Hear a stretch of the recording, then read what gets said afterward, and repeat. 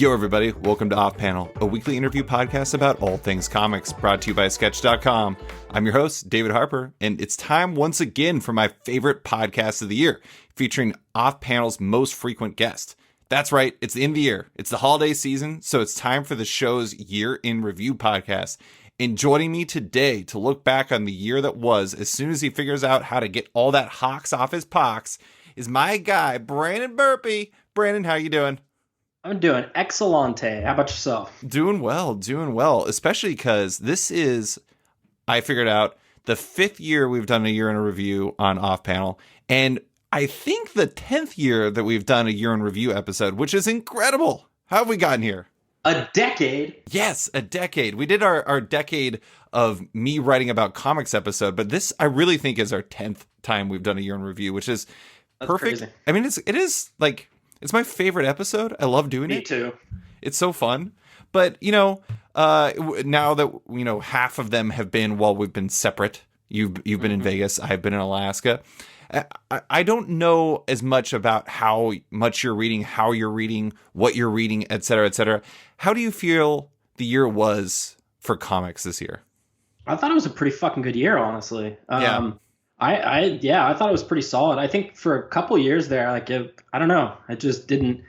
There's nothing that was like crazy sticking out to me, and I think there was more stuff this year that I was really amped about. Yeah, I mean, honestly, it's. I think one of the things that always kind of stood out for us is it's almost like I don't know, like in basketball they always talk about how it's a little bit worse when like the Knicks are bad or like the Lakers are bad, and for us it's when the X-Men are not super interesting. I feel like all of comics is slightly less interesting to a certain degree. And I don't know if that's totally the case. I do know. It totally is the case for you. But I mean, do you feel like the X-Men being, at the very least, interesting again changes things for you as a comic reader? Yeah, I mean, it's crazy what happens when Marvel puts a little effort into the X-Men. Like, it's wild. And not only did they put a little effort into it, they went all in, which is paying dividends, I think. This is definitely the most interesting X-Men's been in, I don't know, a long-ass time. I'm thinking back to, like, Wolverine, X-Men, like, post-Schism type stuff. Yeah. I honestly think that is probably the last time I was, I don't know if I'd even say as into it as I am now, but Wolverine and the X-Men, I feel like people kind of sleep on that era being, like, a really good one. That Uncanny X-Force, like that was good times. Yeah, I feel like that had a defined idea as to what the line was trying to be. Wolverine and the X-Men was doing something different. Uncanny X-Force was definitely doing something different. There was a number of books in there that were doing their own thing while still feeling like X-Men, but without feeling like, the older X-Men books. So I feel like that helped a lot. Yeah, for sure. I think so too. I think, and now it's interesting because the new ideas are like bringing back some of the old concepts and just putting a new spin on it. So it's kind of interesting the way that they've kind of reverted, but also move forward. Right. Yeah. It's like taking old concepts and kind of refreshing them to a certain degree. Yeah. Without doing the Phoenix Saga 10 times. Exactly. Oh, it is kind of fitting that you said that, given the fact there was actually a Dark Phoenix movie this year, which I have still not watched. Well, I'll tell you what, I've seen it and you're not missing shit. Not a fan? Oh my God, it was so bad. Like, what is with the movies? Like, why is it like whenever they do something with the Phoenix, it's just awful. We've talked about this over text. Yeah. It's kind of hard to do over just one movie or really just at all because so much of it is built off of, that's the thing I think people forget about with the Dark Phoenix saga is that really, like, you could say that it really kicked off with, X-Men 101 when she becomes Phoenix and they crash land, and then like it builds up through like, what is it, like 127 through 137 or something like that is the Dark Phoenix saga. Yeah. And so that's like 10 issues, but it's also got like 40 issues building into it. So you have all these relationships. I mean, like Jean Grey was just introduced in the previous movie. Like we barely even know her. And all of a sudden we're supposed to be like, oh my God, this is the end all be all. It is Sansa though. Yeah. But do you feel that, I mean, I don't know if this happens, but do you read more when like the X-Men are good? Like does like House of X and Powers of 10, does that make you more excited about comics in general? Yes and no. Yes, just because X-Men's my primary drug of choice. Like I would love to mainline X-Men all day, every day.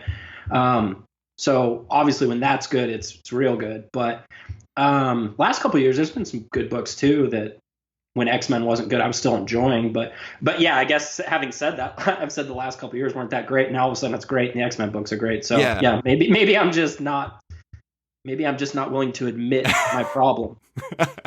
Problem, or you just really love the X-Men. But I will say last year we were both really positive. That was a bit different. Like I feel there were a couple down years where we're both like, but last year I feel like we were both really, really on it. I do want to ask, like, I know you've switched towards more digital. Like, do you feel like your reading habits like continue to change? Because let's be honest, we're getting older, it's getting busier. Like, the comics take up a lot of space. Like, do your habits still kind of shift? Yeah, big time. I have basically been all digital this year. I've made 3 trips to the comic book shop this year. One was last week. Like, everything's been digital for me lately, or some trade waiting, stuff like that. So yeah, it definitely has changed in that regard. Plus, I've got like 17,000 comics. I just don't have any more room. Yeah. No, like I genuinely don't. Like it's insane. Yeah, I look from my left to my right, and like my bookcases have like stacks of graphic novels on them. And then to my right, there's like a bazillion like long boxes. I have a spinner rack that's just filled with comics. Actually, I've made a decision. I don't think I told you this, but I'm going to try to collect the first 200 issues of X-Men. And I don't really have a strong reason for that besides the fact that I already have a decent chunk of it. And Bosco's, your former comic shop, my current comic shop, recently bought this like really awesome collection of comics, and then had like a sale for it. And it was called the Vargas Collection, and it was from this guy in Fairbanks. And it was just loaded with like all these old comics. And I bought like Uncanny 129, which was first appearance of Kitty Pryde and Emma Frost, and like a whole bunch of old X-Men comics. Like I bought like X-Men 50. I bought a bunch of different ones. And it was just like such an exciting collection. And I realized that I still love collecting the old books. And I think I'm going to kind of fine tune my collecting, like my non-new book collecting, to that. The ones I really like. I also bought the first appearance of MODOK because they had that as a silent... Because it's MODOK, that's dope. It's MODOK, he's amazing. But they had a silent auction for that, and I was the only person that bid on it because no one has taste. You didn't like bid yourself ridiculous, did you? No, I didn't like bid against myself. So actually, that would be kind of a MODOK move to do, though. I'm putting down 100 just to start, and then nobody shows up. Screw you, also me, 105. Actually, I think I got it for like $23 or something. Oh, that's not bad. No. I mean, it was like Tales of Suspense 98. I was totally into it. That's cool. But anyways, yeah, I mean, I feel my reading habits are kind of changing in the sense that I'm still buying a whole lot of single issues, but I feel like my reading is diversifying, and that I'm getting into a lot. I mean, I'm still reading superhero stuff, but I'm reading a lot more stuff outside of that realm. And it's going to be very heavily reflected in my top 20 list this year because it's a much bigger mix than usual. I was looking at it and I was kind of surprised by some of the stuff that was on there. But, I did want to ask another thing in regards to like how you engage with comics. I know you used to read solicits all the time. You would read comic sites to a certain degree. Do you still do that at all, or has that changed? I pull up solicitations to look at the covers, but I don't read anything about them because I don't really want to know anymore. Like, and then I don't read reviews. I don't read message boards. Well, every once in a while I'll read some on Bleeding Cool because people are fucking ridiculous on that site. But outside of that, like, I don't really give a shit what other people's opinions are. So like, I don't read opinion pieces, like, sure. Because I think for a while there was just so much, like, especially when we were doing Multiversity, like there was just so much all the time. It's kind of nice to kind of back out of the whole situation for a while and then just enjoy it again. Like, I don't know. So I think in that regard, it's definitely changed. And I definitely don't, because I used to be all over those websites all the time, and I'm just not anymore. How about yourself? For me, I I mean, obviously, I'm like running my own site and I have a podcast, so I have to be like to a certain degree tapped in. But I don't honestly read a lot of comic sites. I pay attention to what's going on and I kind of do my own thing with it. But there's only really so much time a person has, and I'm kind of with you too. It's like I've never really like reviews don't really change my opinion. And like sometimes it's interesting to see what people's takes are on specific books that I'm not totally sure on, or, you know, even beyond that, TV shows, movies, et cetera, et cetera. But as far as like writing about comics or even like podcasts about comics, I really just, it's like I just don't have time because I'm doing my own thing and I have everything else. And also like I do think that while there's a lot of good stuff happening on like the smaller sites, like the bigger sites, like Bleeding Cool, man. Bleeding Cool is like so tough for me to go on because there's so many crazy ads everywhere. Yeah, and spelling errors. They like I could write for that site. My spelling errors are so bad, much like theirs. Oh my god. And then like CBR to a certain degree. CBR is just kind of feels like a wasteland relative to what it used to be. Like I loved Robot 6 back in the day, and now it doesn't really feel like it has. It just seems like it's kind of serving an algorithm or like an idea of what people think comic fans want rather than what they might actually want. Yeah. And I kind of miss what it was before. It like seems like it was, I don't know. Pure. It seems, pure. It seems like it kind of lost its identity to a certain degree. And it is a bummer. There's, like I said, there's a lot of really good stuff out there on like the smaller sites, but it is interesting when like the top side just feels very much like it's chasing a very specific thing that I'm not interested in. Yeah, I mean, I think like when we were doing Multiversity, CBR was still pretty independent and stuff like that. But then a lot of these people got picked up by bigger arms of stuff. You know what I mean? And so then you start seeing all the ads and like CBR going for the complete clickbait, like the official top 20 of something. Like who made that shit official? Yeah. Like I love doing things like that though. I like doing really stupid stuff where I'm like very scientific studies where I create like fake like baseball like statistics for stuff. I mean, it's completely fake. And I don't expect anyone to take it seriously, but it is somewhat entertaining to be very tongue in cheek about that stuff. I don't know if they're being tongue in cheek, but it is kind of interesting. They are. Yeah. And they've got like a couple times I've been over there recently, like it's like every other thing is a top 20 list or something. There's like no news. Well, speaking to what you were saying about how you don't read solicitations anymore, do you feel like part of the reason why you're not really interested in reading those sites is because, we've talked about this before. One of the frustrations with a lot of superhero stuff in particular is that the publishers love spoiling their own stories, and like people love trying to get you excited by telling you precisely what's going to happen. Do you feel like part of why or what you get out of comics is like the surprise and like the entertainment that comes from reading a story that's well told, but also you don't know what's coming? Yeah, I think it's a much better experience. It's a much more like when you first got into comics and there was no internet websites and stuff, Yeah. It was more like that. Like every new issue is fun because you don't know what the hell's going to happen unless they throw it out there on some, like, I don't know, like whatever, what was it? Comic Shop News? New York Times or something. Oh, like that, sure. You know what I mean? Like they spoil it on like a big level where I hop on a website and it's like, oh shit, cool. Superman's dead. Yeah. Yeah. I don't know. I mean, it is interesting. There's like, I have two sides because like one of my favorite parts in comic history was when Superman died. And I just remember that, not because I wanted Superman to die, but because it felt like such a weirdly unifying moment for comic fans. I just remember it was like it was like a celebration of life in a very real sense, even though it was like looking back on it, a pretty like blatant cash grab down to like having the different colored like bags for it and everything like that. But, at the same time, it's like for the most part, I just want to enjoy the story. And I don't necessarily that I've never really been big into solicitations because I don't know. I make very whim-based decisions, Brandon, and I just want to enjoy the stories for what they are, if that makes sense. Yeah. Yeah, it does. But anyways, well, let's get into talking about what it is we enjoyed this year. So for listeners that don't know, that have never listened to one of our breakdowns, on our year in review episode, we count down our 20 favorite comics each. They can be graphic novels, single issues, they can be series, they can be mini series, limited series, ongoings, web comics, whatever you want it to be. all flavors. It's not meant to be like us saying that these are the best comics that have ever been made. These are meant to be our favorites. And so they're the best ever. And Brandon's are the best ever. Mine are just favorites. But anyways, and so it's just like a breakdown of that. We go snake draft style where I'll go, or Brandon will go first, I'll go second, and I'll do 2 in a row, and we go back and forth until we get to our top one.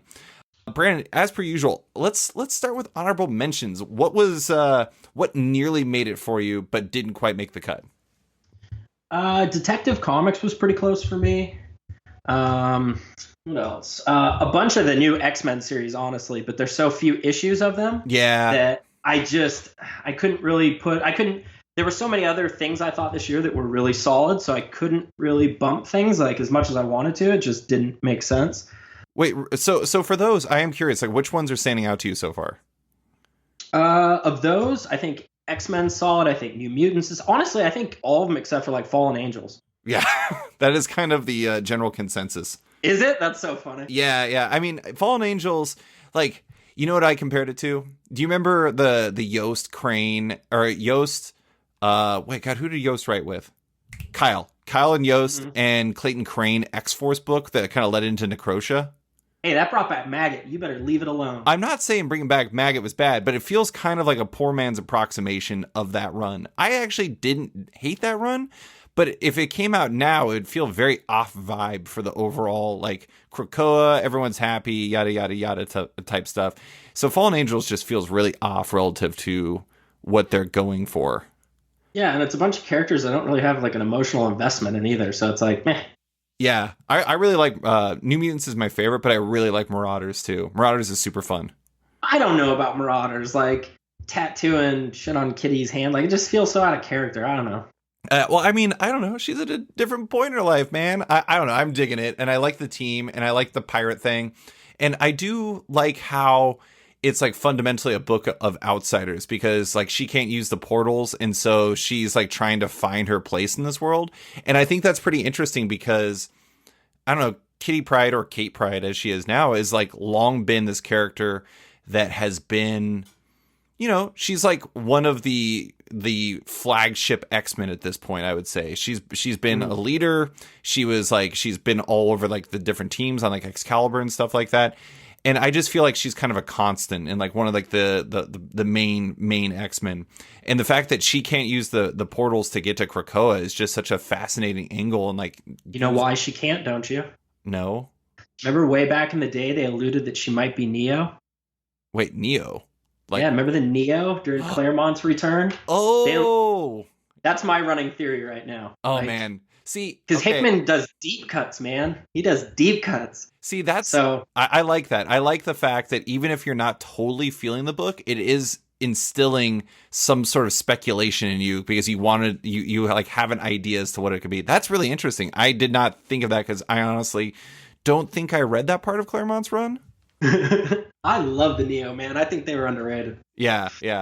But anyways, are you digging Excalibur too? Because I wasn't totally in on that until Pete Wisdom showed up in the 3rd issue. I'm kind of back and forth on that one. Yeah.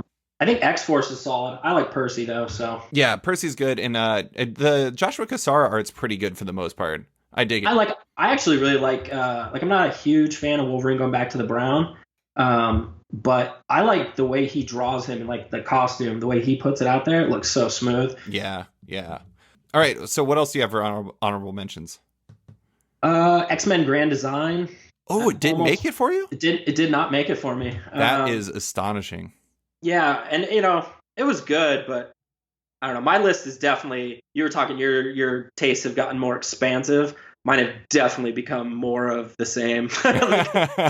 And I think some of that's just because I read less now, and so I don't really want to get anything but the things that I do kind of like, and then every once in a while I pick up something on the side. Sure. But, yeah. I mean, I think that's part of the, of getting older is you kind of like fine tune what you like. And then whether or not that's like people you talk to, like friends and stuff like that, or it's, foods you eat or like comics you read or something like that. I think you get a better idea as to what you like. And so you just go after that. It makes sense. Yep. How about you? Like anything? What's your honorables? So, okay, I have 5 of them. So there was this like random comic that Marvel released that was like a mashup book It's called Spider-Man Full Circle. And it was like Hickman with Chris Bachalo. It was like Greg Smallwood did art in there. A bunch of different like amazing artists did work in there. Chip Zdarsky, Jason Aaron, like all these different like top creators worked on it. And basically the premise is that like one person would take a story to a certain place, and then the next creative team would pick it up from there. And it was like a 90-page issue or something like that. And everyone got a certain chunk of it. And basically it was like them riffing on what the previous, like, you know, story was doing. And I passed on it at first because it was really expensive. It was something like $9.99. It was like a miniature graphic novel. Jimmy the Crickets. And I was like, no, I'm not going to get that, even though I love all those creators. And then I ended up picking it up because I heard such good things, and it was awesome. It is like completely ridiculous, and it's just like it's exactly what you'd think if you would think of like a jam comic between all of these people. But it's basically just all of them having a whole lot of fun with a Spider-Man story. And like there's werewolves, and there's Nick Fury, and there's just all kinds of nonsense. There's time travel. It's absolutely insane, but the comic totally rules. It's like really awesome. It's just a fantastic single issue, and I really appreciate that they were doing something way different. Sea of Stars, which is Jason Aaron and Dennis Hallam, formerly Dennis Hopeless, and Stephen Green on art with Rico Renzi. It's an image book. I think you'd really like it. It's a story about a father and son traveling through space, and when they get separated and the kid gets like powers, basically like the dad trying to find him and the kid trying to figure out what he's going to do with these powers. It's basically like a father and son story, but it is like the art is awesome, and it's really unique. Deceased, which was that was cool. Yeah, I actually facetiously call it DC's Marvel Zombies all the time, but yeah. I mean, it's kind of what it is. And it was good. It was fun though. It was super fun, and I really appreciate Tom Taylor's ability to basically do peak fan fiction but make it work somehow. And Trevor Hairsline's art was great. Daredevil, Chip Zdarsky, Marco Cacato, and Jorge Fornes, and another array of other people. But that book's really good. There was like the middle arc I didn't super love. And then last, Rob Guillory's Farmhand, which its second arc was amazing. Its third arc is starting really well. It's just a good year. And so it didn't make the cut because of that. But yeah, I mean, I started with like a list of like 40 books or something like that, and just kind of reduced from there. And now, a quick word from our sponsor. Yo, everybody. As a listener to Off Panel, I'm guessing you love to hear how your favorite stories come together. And on Netflix's Behind the Scenes podcast, that's what you get. An exclusive look at how its biggest series are made. The podcast is back with a new season, giving us an exclusive look at The Witcher. As you might know, The Witcher is a new Netflix original series starring Henry Cavill that's based on Andrew Sapkowski's best-selling books. If I'm being honest with you, they pretty much had me at Henry Cavill, but any show mixing A Tale of Destiny with mutant monster hunters has me fully on board. The Behind the Scenes podcast will tell listeners how they turned nearly 3,000 pages of original material into this Netflix series. Host Brandon Jenkins talks with everyone from executive producers and writers to the cast and even swordmasters who worked on the show. And if you're excited for The Witcher, this podcast is your ticket to an even better experience. The Witcher's season of Behind the Scenes premieres in mid-January with new episodes weekly. Subscribe now by searching for Behind the Scenes The Witcher in your preferred app. And now, back to the show. All right, do you want to go first, or would you like me to go first? I'm up for whatever's clever. I'm going first. Let's do that. Okay. All right, so my number 20 is The Walking Dead number 193, which is the last issue of this series. This year they just randomly announced. Actually, they didn't even announce. They just released the final issue, and the final issue was like maybe like a triple-sized final issue, and it was Robert Kirkman and it was Charlie Adler just jumping forward in time. Carl is an adult. Rick is dead. I guess I should say spoilers, but a little late for that. And it was just showing what happens to the world after they've kind of figured out how to be a society again. And it ends up honestly being the best issue in the series. And that's the reason why I separated it from the rest, is because I feel like it was by far better than the other stuff that came out this year. And I really appreciate the fact that they could have kept the story going forever, but instead they chose a point where they could end it in a way that would be really impactful. And it ended up being a great issue. I mean, honestly, it was a fantastic finale. It was like kind of shockingly hopeful for a Walking Dead comic. I mean, I'm not saying that the world is great, but at the same time, it's certainly a lot better than it was earlier in the series. And so, like, society is back, and I thought it was just a really fantastic finale for a series that I've liked for a very, very long time. And also, I gotta say, like, I mean, you've read some of The Walking Dead, right? I've read it all. You read it all? Okay, so The Walking Dead, like, the ending, like, one of the things it's most well known for is just having shocking twists. Mm-hmm. And the fact that they ended the series with a completely previously unrevealed finale where it just, like, we're done, like, the week that it came out, and everyone's like, what? And, like, to the point where they actually created covers for 3 issues that were coming afterwards and, like, put them into solicitations. So they totally faked everyone out. Was, like, the ultimate Walking Dead move. I loved it. It was great. What is your 20? Or unless you have any thoughts on that. No, I was just going to agree. Like, I love the way that they pulled that off in the end there and just ended it. And then on top of that, that issue was phenomenal. But it was kind of sad because I feel like this series was starting to get really good again. I know. And then it was over. And it was like, oh, okay. Yeah. I did like how they were rebuilding, but I think that they probably made the right choice, because if it just was like more of like drama built around like rebuilding society, it would have gotten a little tired. And I think some people really read it as like a book that was just about zombies instead of about people and like society and how these things affect us. I think some of the people would have gotten restless. So kind of fast forwarding to the end makes sense, but yeah. All right. What's your 20? My number 20 is Spider-Man Life Story by Chip Zdarsky and Mark Bagley. I thought that miniseries was hot fire, except the last issue. I didn't really like the last issue. But the overall series was phenomenal. Like, the Chip Zdarsky covers were so good. And then, the story, I liked that it basically went by decade. And so you got like a real time evolution of the character and actually, Peter Parker growing up and what his life became. And it was just a cool story, like from beginning almost to the end. But yeah, like it was solid. Chip Zdarsky is fire, and Mark Bagley with him is also double fire. So that was my number 20. You know what's interesting about that book is I actually thought that the final issue tied the whole thing together really nicely. And it made it like, I don't know, it like kind of retroactively made it such a more interesting like study of Spider-Man to me. But I actually, the thing that also stood out about it was it really did underline how horrible it would be to be a superhero in Marvel if you actually aged. It made me realize, like, fuck Superman's world blowing up and losing his parents. He's a baby. He doesn't really remember them. Batman had to watch his parents get killed. That sucks. But Peter Parker, like, holy shit, man. He broke his girlfriend's neck. Yeah. He was the cause of his uncle's death. At least that's the weight he carried on himself. Like, it's like one thing after the other with that guy. Like, that guy's got it worse than anybody. Yeah. It is a miracle that he didn't turn it out to be a supervillain, because he very easily could have, and you'd be like, kind of adds up. Mm-hmm.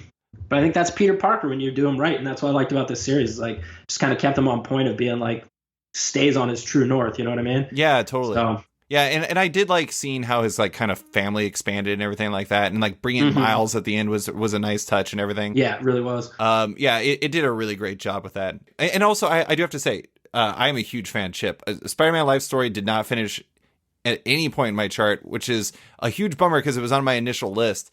But it just, I don't know. Like I said, it was a big year, and like that one, like I really liked it. But when I look back, I guess it just didn't make the cut. Sorry, Chip. I love you. All right. What's your 19? My 19 is Mighty Morphin Power Rangers. Nice. Yeah. So the writer was Ryan Pro and Danielle D. Niculo. I butchered both your names, and I apologize. But yeah, the series that, since they took over, last big thing was like Shattered Grid, and it threw all the Rangers into like disarray. And now a creative team popped in that's new, and they're doing Necessary Evil right now. That's kind of the arc they're on. And it's props to a team to come in after a pretty well received team has left, and just kind of pick it up and keep running with it. So I've enjoyed it. Like it's Power Rangers, but it's like more mature Power Rangers, which is an interesting, fun concept. Like there's more depth to the characters. And it's just continually just kind of fun and also a little teen angsty, which I like. Yeah. So I like that book. I think it's been on my list a couple years now.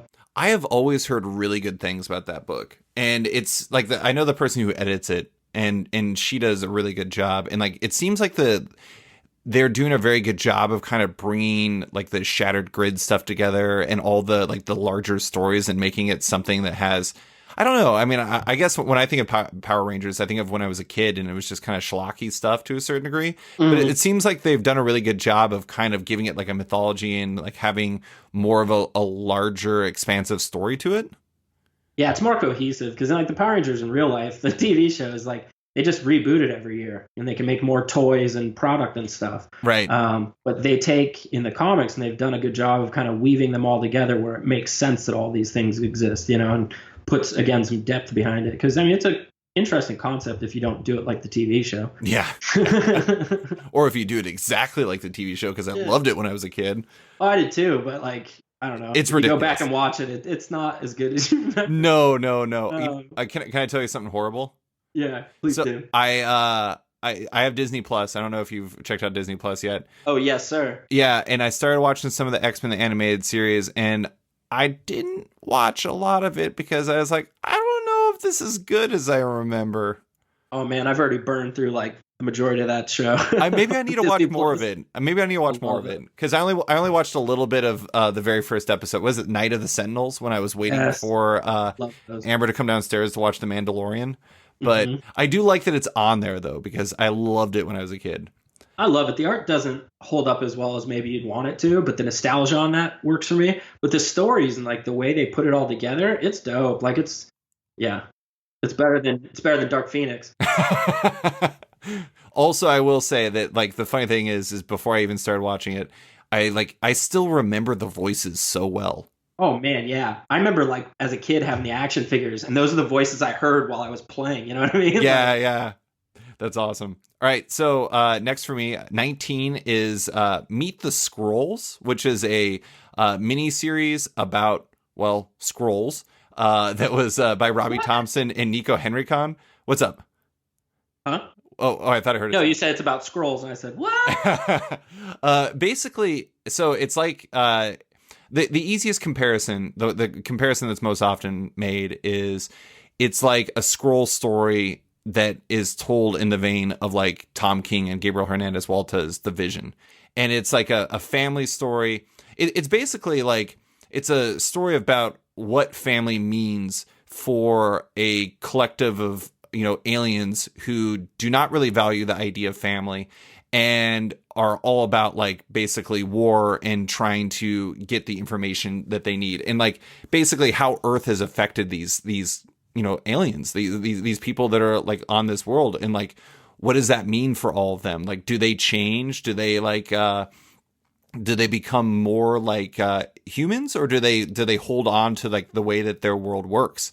And it's really like it like when it first was announced, I remember people were saying, oh, this is just trying to tie into Captain Marvel, but it really wasn't. It was just like it was a story that was come up with independently, and it just happened to be timed around then. And it has nothing to do with the Captain Marvel movie. But the story is just like, it's really emotional. Nico Henrikon, because he did Pride of Baghdad. He's always been somebody I've really wanted to have like a great project. And this project fits him perfectly because like the family life stuff and the relationship between like the matriarch and patriarch of the family and like the kids, and seeing how even like Skrulls can be affected by like the way that teenage humans work and everything like that. There's just so much of it that rings true, and it ends up being like a really emotional story. It was one of the biggest surprises for the year in comics for me because I kind of picked it up on a whim. It was mostly, I think, because Marcos Martin did the covers, and I really like Nico Henrikon's art, and so when I saw that, I was just like, whatever, I'll check it out. And I loved it. I thought it was great. It was a book that was on my list all year, and I kept toying with taking it off, but I was just like, no, it's got to be on here. I liked it too much.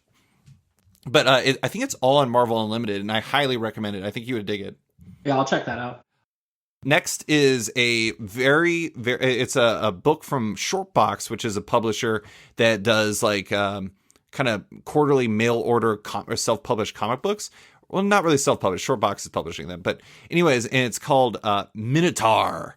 And it's by Lissa Trayman, who is the artist of Giant Days at the beginning, and she is actually, I believe, a Disney artist, or is it Pixar? One of the two.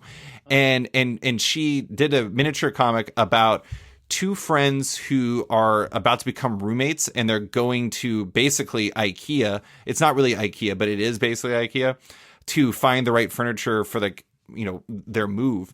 And it's basically a story about friendship and about how, you grow up and how like things change and how relationships change, and about the insanity of IKEA, and about how it's super easy to get lost in those places, despite the fact it is literally like a single pathway through the entire place. But what Trayman does with the art is just amazing. There's actually a fold out map in it that shows the showroom, and it is a complete nutso showroom.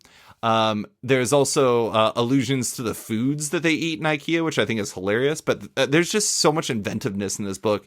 And it is like, I don't know, I am like currently wearing a Style Boys sweatshirt. Have you ever seen Popstar? No. Okay. Oh, yeah. I have, yeah. The Andy Samberg movie? Anyway, it's the Lonely Island movie. Yeah, I love stories about friendship. And this is a great story about friendship that's just... Every part of it rang true to me, down to like the weirdness of IKEA, because I am not an IKEA guy. Amber, my wife, for listeners that don't know, loves IKEA. And so like I felt like a stranger in a strange land when I went to one of those for the first time. And so I very much feel myself in those characters. And I don't know, I mean, it was just something different. And it had a map. It had a fold out map in it, which I had never seen before, and I love it. It's a great book. I don't even know how you could get it at this point because it was part of Shortbox, but if you ever get a chance, you should read it because it's great. Yeah, fold out map sounds fucking awesome. It's great. What do you got for 18? 18 for me is Lois Lane by Greg Rucka and Mike Perkins. That's a good one. Oh, man, I have enjoyed the hell out of this. And then on top of it, again, it's Greg Rucka, and you throw in the Renee Montoya question on top of it all. Yes. Oh, fantastic. And the way it's just kind of like, skull and duggery behind the scenes, like politics with the Leviathan thing, and just her, sniffing out the story like a journalist. Like, it's just solid. And the art is just so goddamn good. It's just, I don't know. Yeah, I've been waiting for Greg Rucka to come back and do anything with the question. And so her being thrown in here was just a cherry on top for me. Well, and also, like, I guess I never thought of it before, but him doing a Lois Lane book is a really inspired choice. It's perfect. I wouldn't have thought of it either, but man, it is, boom, nailed it. It's funny. I actually I never really imagined myself like wanting to read a Lois Lane book, because Lois Lane always kind of feels, I mean, she's an amazing character, but at the same time, it's always kind of like Superman and Lois Lane. Yeah. And it's kind of hard to separate, but I actually ended up probably liking the Lois Lane book more than I liked the Superman books this year, which is kind of funny. Yeah, it was good. I mean, because I honestly wasn't going to initially check it out just because, again, I don't really stray much anymore. But I was reading Leviathan, and so I was like, man, it ties in, I'll check it out. And then I actually really liked this more than I liked Leviathan. So. Yeah. I know Leviathan was really interesting. It was like, I described it as extremely well-made nonsense, like competent nonsense. And it was beautiful nonsense. Yeah, it was like 6 issues, and then you read them, and you're just like, 5 of these issues basically just are them getting the identity of Leviathan wrong. Like poor freaking Jason Todd. All he wants to do is go on patrol, and he's getting harassed by everybody, and he's just like, leave me alone. I'm not Leviathan. I don't know who this guy is. And like they still want to beat him up all the same. What kind of detectives are you guys? Come on. That's what I'm saying. Like, these are supposed to be the world's best detectives, and none of them got it right. Okay, guys. Yeah, I wrote a review for it, and I said, do you know the meme where it's like wrong answers only on Twitter? I described it as basically the world's greatest detectives doing the wrong answers only meme for 6 issues. And I stand by that. It is like a frustrating book, but man, Alex Maleev's art on it is so great. Yeah. What's your number 17? My number 17 is Silver Surfer Black from Donny Cates and Tradd Moore. Yeah.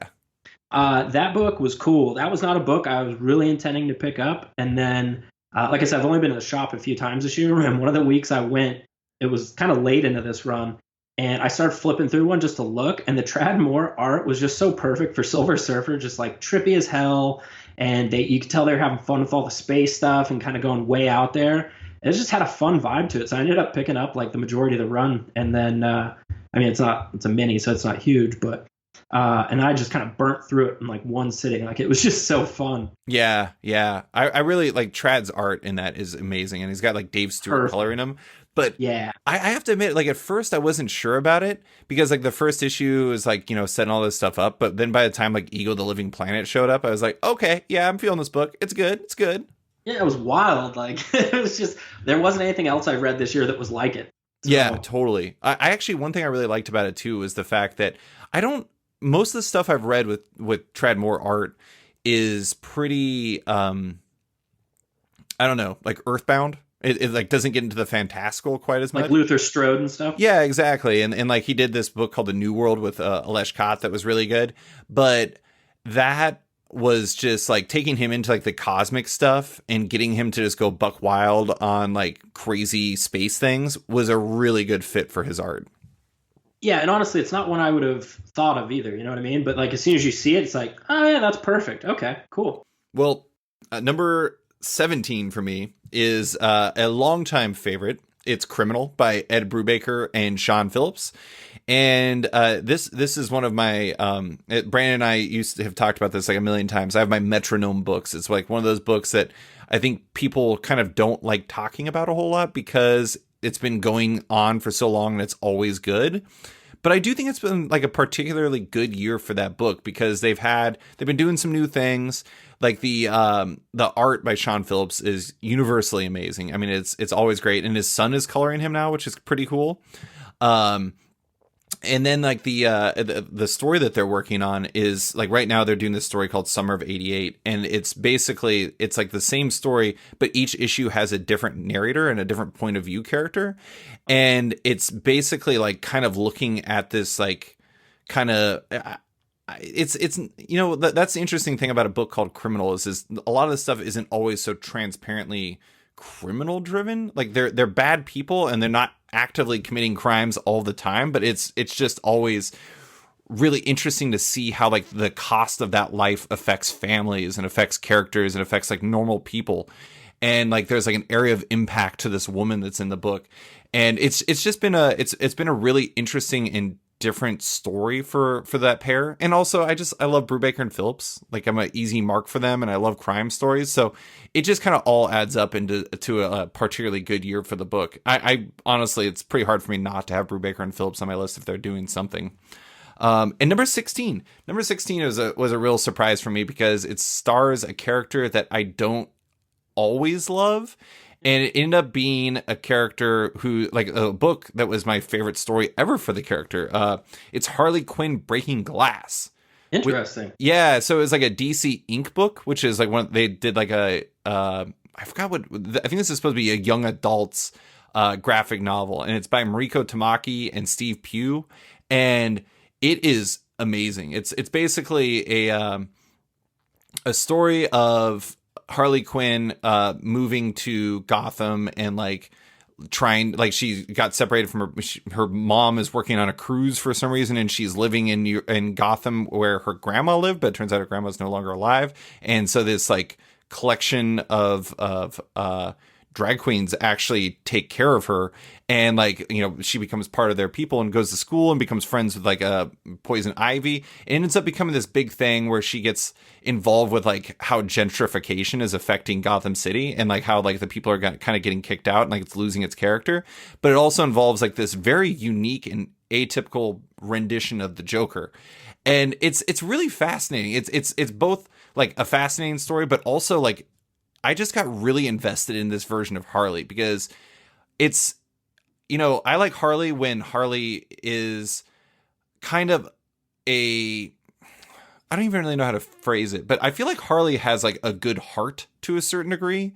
She's just a chaotic person, if that makes sense. Yeah, for sure. Yeah, and so like I feel like this is the first time in a while that I really got that, and it was just her being kind of like the version of Harley I have in my head.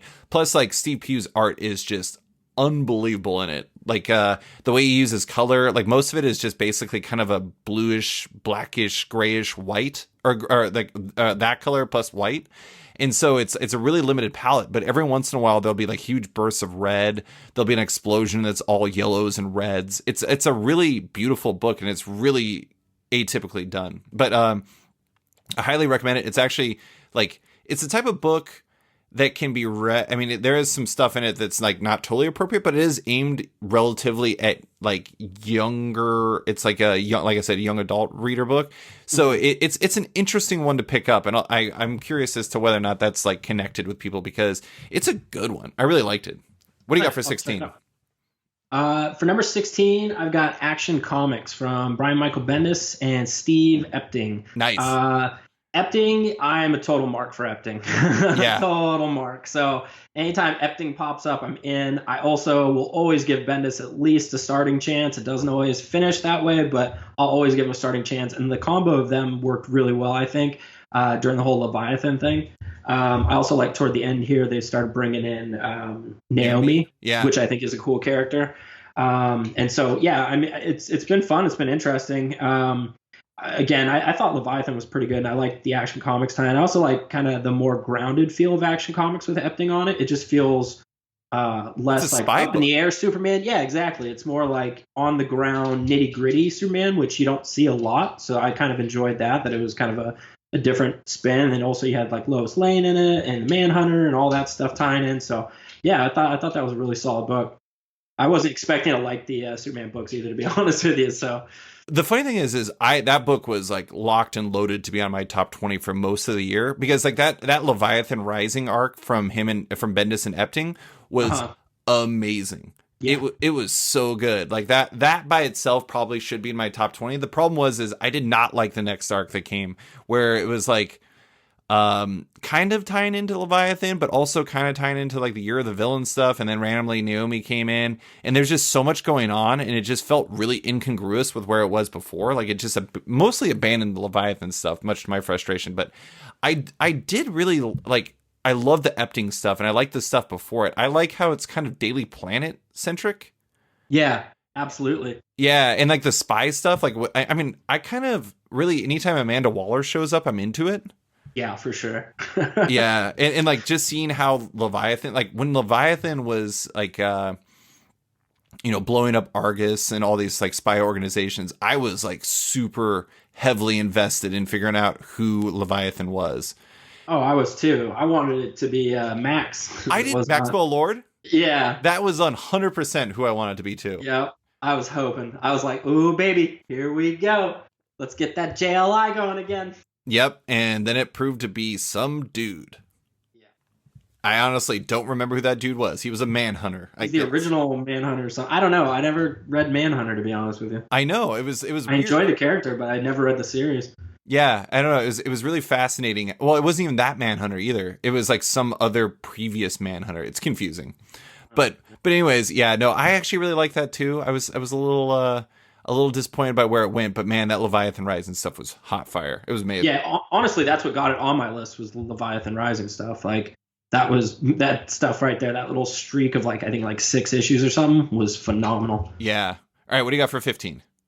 Number 15 is Justice League by Scott Snyder, Tinian, Jimenez, Manapul, Redondo, and all the other people who draw. That had so many different artists, but it was solid. I've enjoyed it. I don't really love necessarily the Year of the Villain stuff, but the build up and like them going to other timelines and all that stuff, like I've enjoyed that. I think it's pretty light. I like the whole like Martian Manhunter hot girl relationship. It's kind of weird, but I love it. And they have like a kid. Like I don't really understand what's happening, but man, wait, they have a kid? Yeah, from like it's a whole convoluted thing. But is time travel involved? Yeah, like time travel and alternate. I mean, everything. It's multiverse type business. All right, that sounds wild. Yeah, it's all over the place. I love it. And Jorge Jimenez's art is amazing. Yeah, he's going over to Batman, isn't he? He is going over to Batman. Oh, my pants just got a little tighter. Oh my god! So his like he shared like some the first art from it, and then also shared some black and white from it. And the black and white stuff is so good. That guy is ridiculously talented. Also, like absurdly like fit. His like Instagram, like I followed him on Instagram and I was just expecting like cool art stuff, and instead I'm just like, I'm pretty sure this is like actually a male model who draws comics really well. It's really weird. Share some of the wealth, man. I know, seriously. Stop being so talented, Jorge. God. Yeah. And Francis Manapul. I mean, I can't turn down his art either. Yeah, honestly, I've been waiting for him to have another big book for a while. It kind of feels like he's just been, I don't know. I wonder if he's like doing other things outside of comics, because it seems like he hasn't been as heavily comic oriented for a while. Yeah, it's really interesting. I mean, for like such a talented guy, I mean, he was all over the place for a bit there with like Superboy and things like that. Like, and yeah, and you're right. He's just kind of withdrawn. So I'm hoping that's his choice, because if it's DC's choice, like, it'd be a weird choice. Yeah, Marvel needs to pick him up real quick. It feels kind of like, actually, like Jorge Jimenez's rise was very similar to Francis Manapul's, because like Francis Manapul came up with like that adventure comics and then jumped into all kinds of other things, like the bigger, much bigger books. And then Jorge Jimenez did that. He was like on the Tomasi Superman book. And he was really good. I mean, like his Superman stuff was awesome. And like he was stepping in for Patrick Gleason, and I love Patrick Gleason. And yeah, me too. Yeah, and like it was one of the few times where I'm like, Patrick, you can just like set a few more plays out. I'm cool with this Jimenez guy being here. Yeah, right. Which is always nice. Yeah, totally. So my number 15 is Murder Falcon from Daniel Warren Johnson. I am a big Daniel Warren Johnson fan. That has been widely stated on this podcast. His stuff is incredible, but this comic was really amazing for a number of reasons. First off, I mean, it's a story about a metal inspired literal murder falcon who fights gigantic monsters with this guy who has to play. Basically, it's like if Guitar Hero actually developed monster fighting murder falcons so you could save the world. And that is like basically the premise, and it somehow works. It is amazing. Like the action is incredible. Like the mythology that he creates really quickly in this story is pretty fantastic too. But the thing that really surprised me about it was like kind of a shockingly emotional book. Like by the time I got to the end of the story, I was really surprised by where Daniel took the book.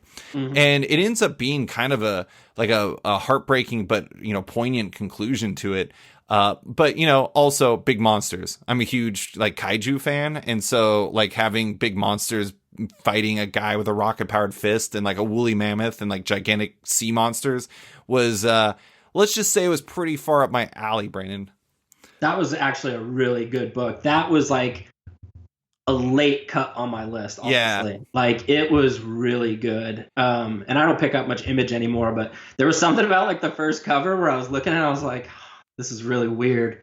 And I was like, I gotta get it. Like, I don't like, it's just so weird looking. And then it turns out to be this like deep emotional book. And it's like, oh, I wasn't expecting that. This is phenomenal. It felt very Brandon, if I'm being honest. It was all over the place. It was fun. Yeah. There was just crazy ideas. Yeah.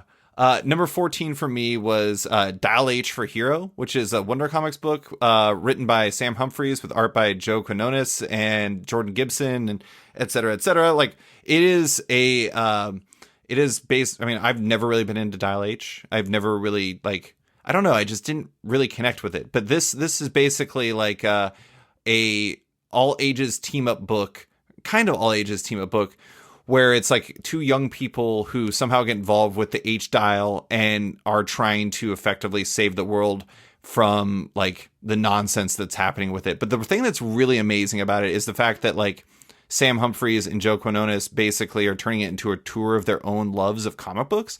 So like in one issue, like 3 of the characters, including Snapper Carr, who's a character in it, and I love Snapper Carr. Nice, yeah. They have to dial the H dial to like try to fight off these. Like you remember in when the Justice League was in Detroit and they had all of, like the like robot versions of the Justice League. Uh-huh. They're all in it, and they become evil, and like they have to try to fight them off. And so they spin the H dial, and one of the characters becomes this like Frank Miller Sin City creation called Chimp Change, which is a sexy femme fatale like monkey. And then there's this character called Alien Ice Cream Man that's like Mobius's art. And then there's like a Captain Underpants character named Little Miguelito.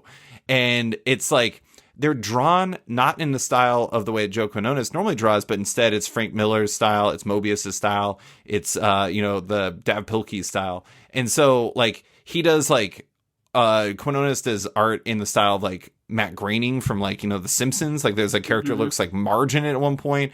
There's like Alex Ross stuff in it. There's like the first issue has this character called Monster Truck that he becomes that is like the most Image thing that has ever appeared, including in actual Image comics. It is more Image than Image, which is really saying something. But it's just a fun book. It's a really inventive book. It's like completely unexpected all the time. And it's just like remarkably well done. I mean, and it's really cool seeing what they do with the H style, like, which is a concept I've never cared about, but they do some really amazing things. I think you would really like it. It's very much up your alley.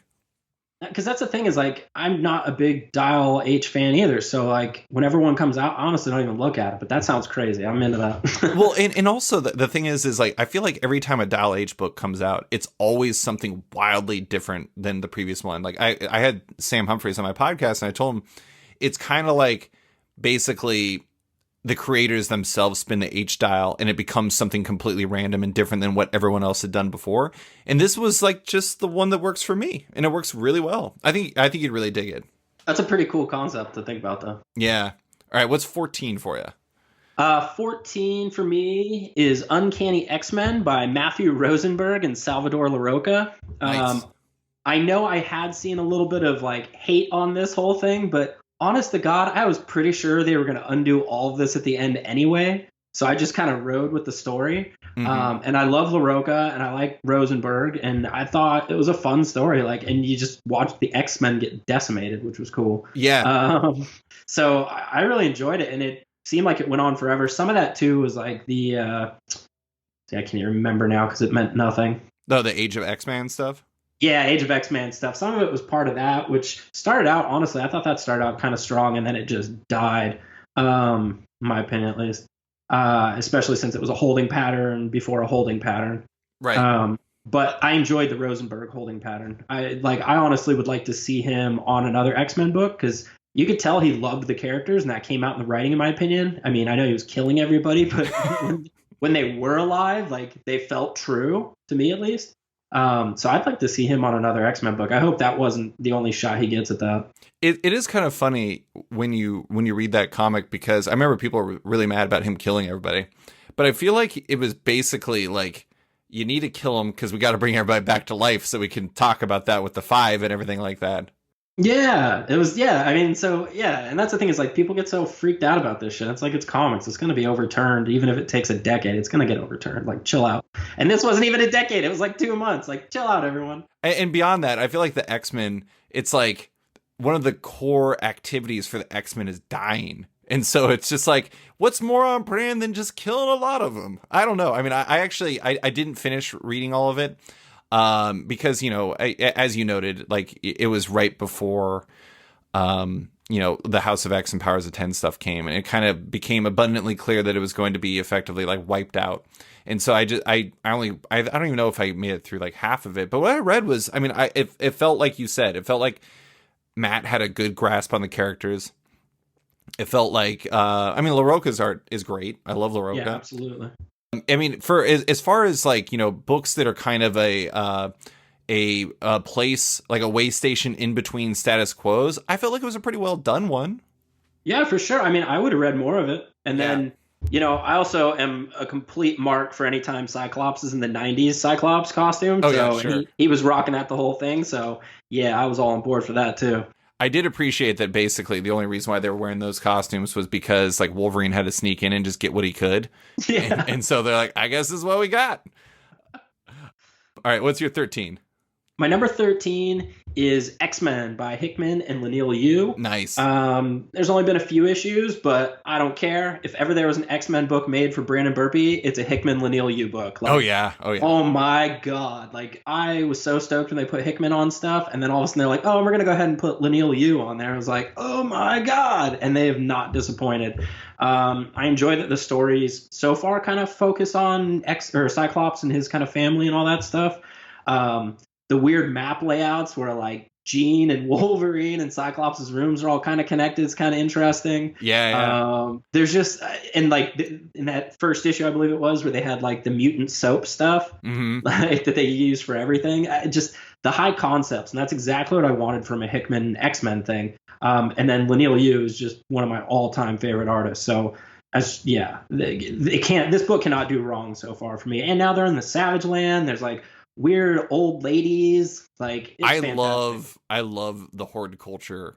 Like horde culture, that's what it was. Yeah. Like that is so weird, and it's so funny, but also like it makes a lot of sense. Yeah. Like there's a lot about that you know, it feels like a very Hickman idea in like the best of ways. And it's just like you see these people come in and they got these like plague masks on, and you're like, oh my God, who are these new badasses? And it's like the Golden Girls, and you're like, what is happening?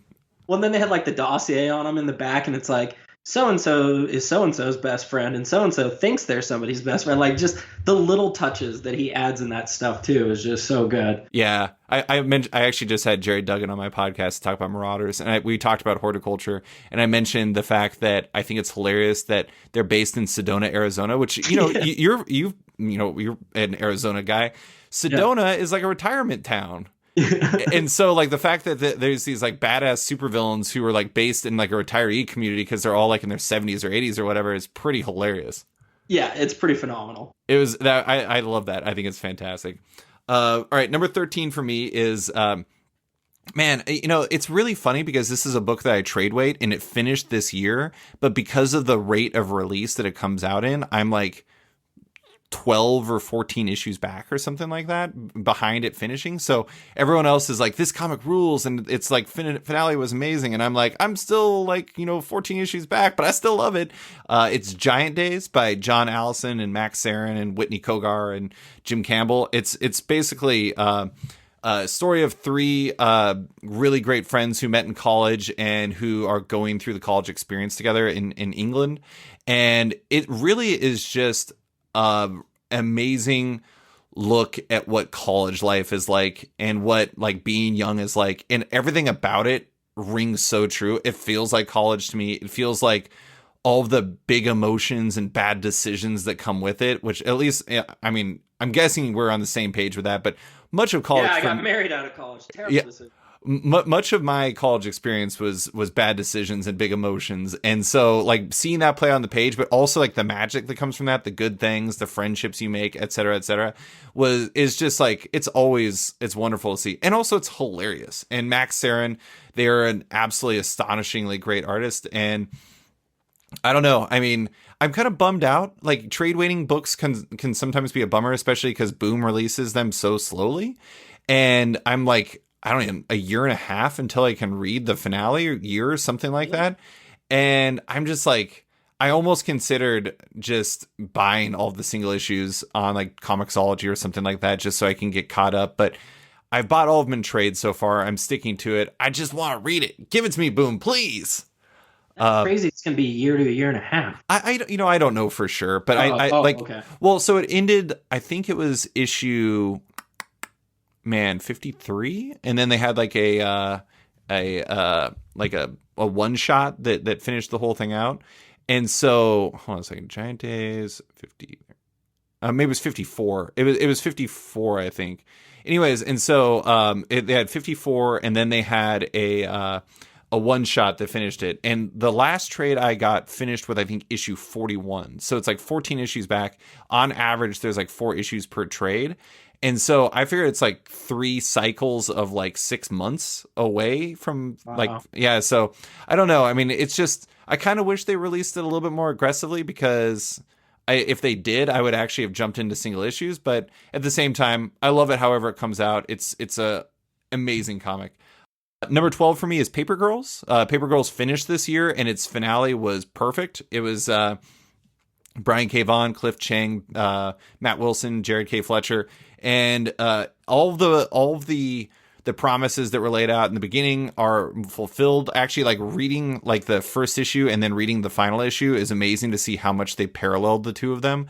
But it's just like the main reason why I like that book, and it's kind of similar for Giant Days, is I just love the characters, and I just this is kind of goofy, Brandon, but like I wanted them to I wanted them to be happy in the end. I want to make sure that they were still friends in the end. And I'm not going to say whether or not I actually got what I wanted, but it was a nice ending, and it was fulfilling, because I was never like the time travel stuff that was happening in the book was never my favorite part of the book. It was always the characters, and I feel like they did the characters justice, so I'm very happy with it. But also, Cliff Chang's art is amazing. Matt Wilson's colors on him are so good, and the whole thing was just an incredibly well done book. So big fan. What do you got for 12? Yeah, that didn't make my list, but that was a really, really good book from beginning to end. Did you? Yeah, what did you think of the finale? I thought it was fantastic. I was perfect. And it's hard sometimes to nail the ending, and he just nailed it. I mean, it did. It felt perfect. It felt like everything came full circle the way it needed to. Yeah. Everything fit where it needed to, but all the characters got a development out of it too. it was so good. I like the really subtle, the small ways they were showing how they changed. Mm-hmm. And it wasn't it wasn't anything, hammering you in the face or anything like that. But you just picked up on how these characters were a little bit different and how they learned stuff, even though their memories were wiped, which was great. And I think this would make a great movie too. It's becoming it's gonna be a Amazon series. Is it really? That's amazing. I'm all about that. Yeah, they're working on it now, and it's funny because I feel like they're constantly compared to Stranger Things, even though this actually came out before Stranger Things. And so it's going to be really interesting, because as soon as it starts getting produced, people will be like, the next Stranger Things, Paper Girls. They made it all girls. Yeah, I can already hear the blowback. Yeah, exactly. What do you got for 12? Number 12 for me is Batman Universe by Brian Michael Bendis and Nick Darrington. Oh, man. I've not read that, and I'm so envious. It looks so good. Oh, God. The Darrington art. Darrington Batman is just, oh my God. I can't even begin to go over how beautiful he draws Batman. And then this whole thing has just been a tour de force of Batman going through the Marvel universe and chasing down this thing. Did you say Marvel universe? Yeah, I think I did. But it was. Did you mean DC? Yeah, I meant DC. I was like, that'd be wild if they went to the Marvel universe. Yeah, man, it was a secret crossover. Nobody talked about it. It's because Walmart fronted the cash. Exactly. That's where the Walmart dollars went. Yeah. But yeah, he runs across Green Lantern and Jonah Hex, and he just goes all over the place. And again, the art was so cool, and it wasn't anything too serious. It was all kind of light and fun tour through the DC universe. And I kind of enjoyed books like that this year that were a little more fun, because I think for a while there, everything was so goddamn dark. So it's nice that there's a new flavor out there, especially with Batman. Batman by default tends to be pretty dark. Sure. And this wasn't like Batman 66, but it was kind of a nice median. And I love Batman. So when I can get a slightly different take and Bendis and Darrington on top of it, done. Take my money. See, actually, I'm totally with you on because DC, a lot of DC books feel very dark to me right now. And the house style. I mean, outside of even the Year of Villain stuff, the house style just seems to be dark and dreary. Exactly. Yeah. And I feel like it's very Batman Who Laughs. I blame Batman Who Laughs for all this. He's just poisoning stuff. But anyways, Batman Laughs. What's that? Hate Batman Who Laughs. He sucks, and he's so hard to read. It's black with red font on it. I'm like, no, thank you. But the going back to Deceased, I think one of the things that was interesting about Deceased was the fact that it was a really dark idea that was told in a hopeful way. Yeah, for sure. It was all about heroes. Yeah, it was all about heroes, and it was all about sacrifice, and it was all about trying to do something great in insurmountable odds. And I thought that was really impressive. But Batman Universe, I feel like Nick Darrington cannot draw an unhappy comic, and that makes him one of my favorite artists. I love him. Yeah, there's so much stuff I want to see him on. I'm so glad he's going to do some X-Men stuff. Wait, what? Yeah, isn't he doing an X-Men issue with Hickman? The what is it, X-Men Unlimited or whatever that one? Giant Size X-Men? Giant Size X-Men, yeah. Isn't Darrington doing one of those? I don't think so. I mean, so far they've announced one with Russell Dowderman, and they've announced. I'm thinking Dowderman. Oh, okay, yeah, no worries. I mean, I would love that, but I think he's a DC exclusive. But no, I mean, I've heard really good things about that, and also the Superman one that Tom King did for him and Andy Kubert. But I've not. I was waiting for those in trade. I was really surprised that they released those in single issue after doing the giant, the Walmart giant thing. But whatever. What's your 11? My 11 is Batman: Curse of the White Knight. Ooh. By Sean Gordon Murphy. So I know I just got done saying I really like the light version. It's dark as hell, but it's nice to have variety. It's the spice of life. Yeah. But yeah, I just, the whole Sean Gordon Murphy thing and Batman, like that's money out of my pocket guaranteed every time. Just the way he draws Batman, the way he draws on a lot of, like, at least in this one and what he's been doing with this whole series. It's got Azrael, man. Yeah, he's got Azrael, and that Batman costume at the end of that last issue was fire. But like the way he ties in so much the animated series stuff, like the Batmobile kind of looks like it. He throws in a lot of the characters. Like I love what he's doing with this. I love his take on Azrael. I love what they did with Bane in this. Like, it's been just so good. And I know, like, at a certain point you don't want this to like keep going, but I'm really hoping there's another miniseries. There is. He's already working on it. Oh, thank God. It's funny. I'm a little surprised this isn't higher because I knew you really liked the White Knight, right? Yeah, I did. I really like this too. But there's some stuff coming up that I really, really enjoyed. Yeah. And also, just there were less issues of this that came out, and I know it's because it's a mini and stuff, but some of this other stuff just was more consistent over a longer span, so it was more on my mind when things came through. But that's not to discredit this book in the slightest bit. This book is phenomenal. Yeah, I do like, see, that's one thing I think is cool is like, so you have that. You have, Batman universe, and then there's also I really like Batman: The Last Night on Earth from Capullo and Snyder. But when is the next one gonna come out? It's been forever. I have no idea, but the first issue was awesome, and I didn't even really like Snyder and Capullo's run together, and like when I read that first issue, I was just like, this is really interesting. It was like a very unique story for Snyder and Capullo. It kind of felt like off-brand, but it was really working off their strengths in a very surprising way. But I like all the different flavors that they have going right now, and I think that's actually part of what makes DC really interesting as a publisher, is that they can do so many different takes with their characters, but they all still feel kind of right, if that makes sense. Yeah, definitely. Well, number 11 for me is another. Actually, it's funny. I have 3 straight books that I wrote about for the same feature that are just books that I enjoy the hell out of, and all 3 of them ended this year. The last one is number 11 is The Unbeatable Squirrel Girl from Ryan North, Derek Charm, Erica Henderson jumped back in there, Rico Renzi, Travis Lanham, etc., etc. It is probably my favorite Marvel well, no, I mean it's up there. It's one of my favorite Marvel comics of the past decade. I love it.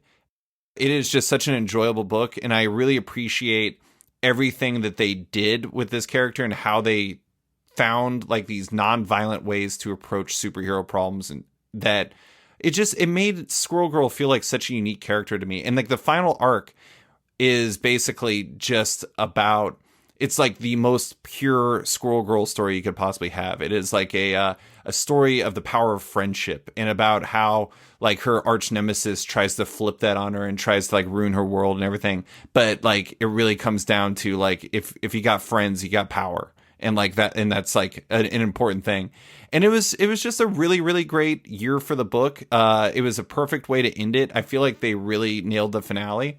And that's a tough thing to do. I mean, honestly, like you look throughout the history of comics and stories in general, and you see how stories end. And a lot of times, like those are people's least favorite chapters. But I think that like North and Charm and everybody else really stuck the landing on it. And there's something to be said about that. It's really impressive that they managed to do that. And number 10 for me is an Image book. It's called Little Bird. And it's from Darcy Van Polgeest, Ian Bertram, Matt Hollingsworth, Aditya Bidikar, and Ben Didier. And it is, I don't even know how to explain this book, man. It is like a future where it's kind of like, did you read We Stand on Guard, the Brian K. Vaughan and Steve Scrose book from Image a few years ago? Yeah. Yeah, so like it was like Canada versus America after America becomes a bunch of dicks. Or becomes bigger dicks. Wait, is this real? Is this what's happening now? Exactly. Well, Little Bird is kind of like that. It has like a similar like, structure, but it is like way darker, and it feels like a very dark future take on like where we honestly could go. But the thing is it's got like some really unique things to it. Like the main character is this little girl warrior who goes by Little Bird. And there's like all this, like, I really like Hayao Miyazaki's movies, like Howl's Moving Castle and Spirited Away and everything like that.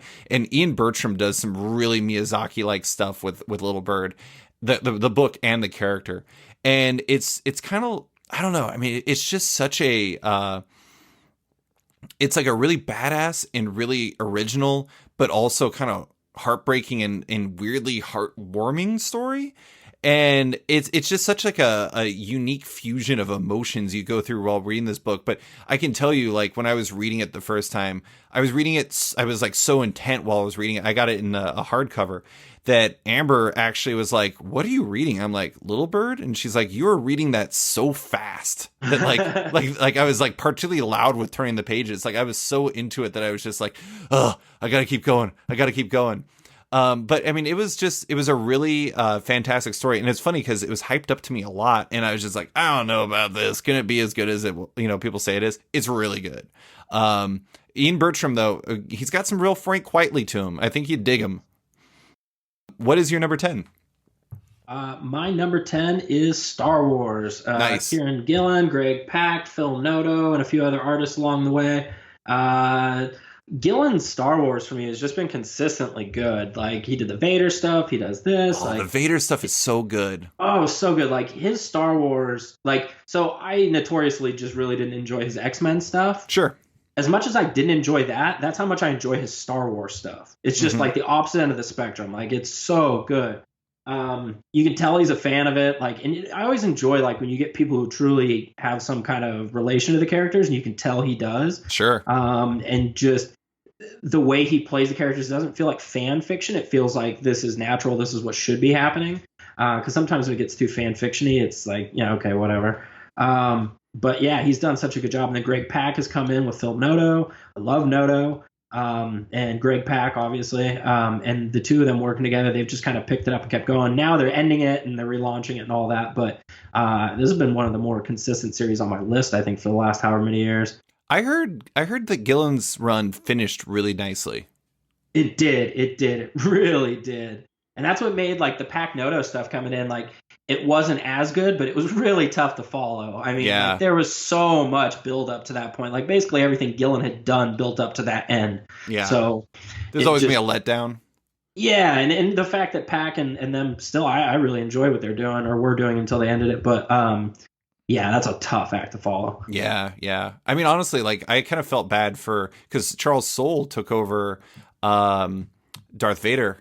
He did a new Darth Vader book after Gillen did. And I remember when that was, like, announced, I was like, man, that is a tough act to follow, because that Vader book was great.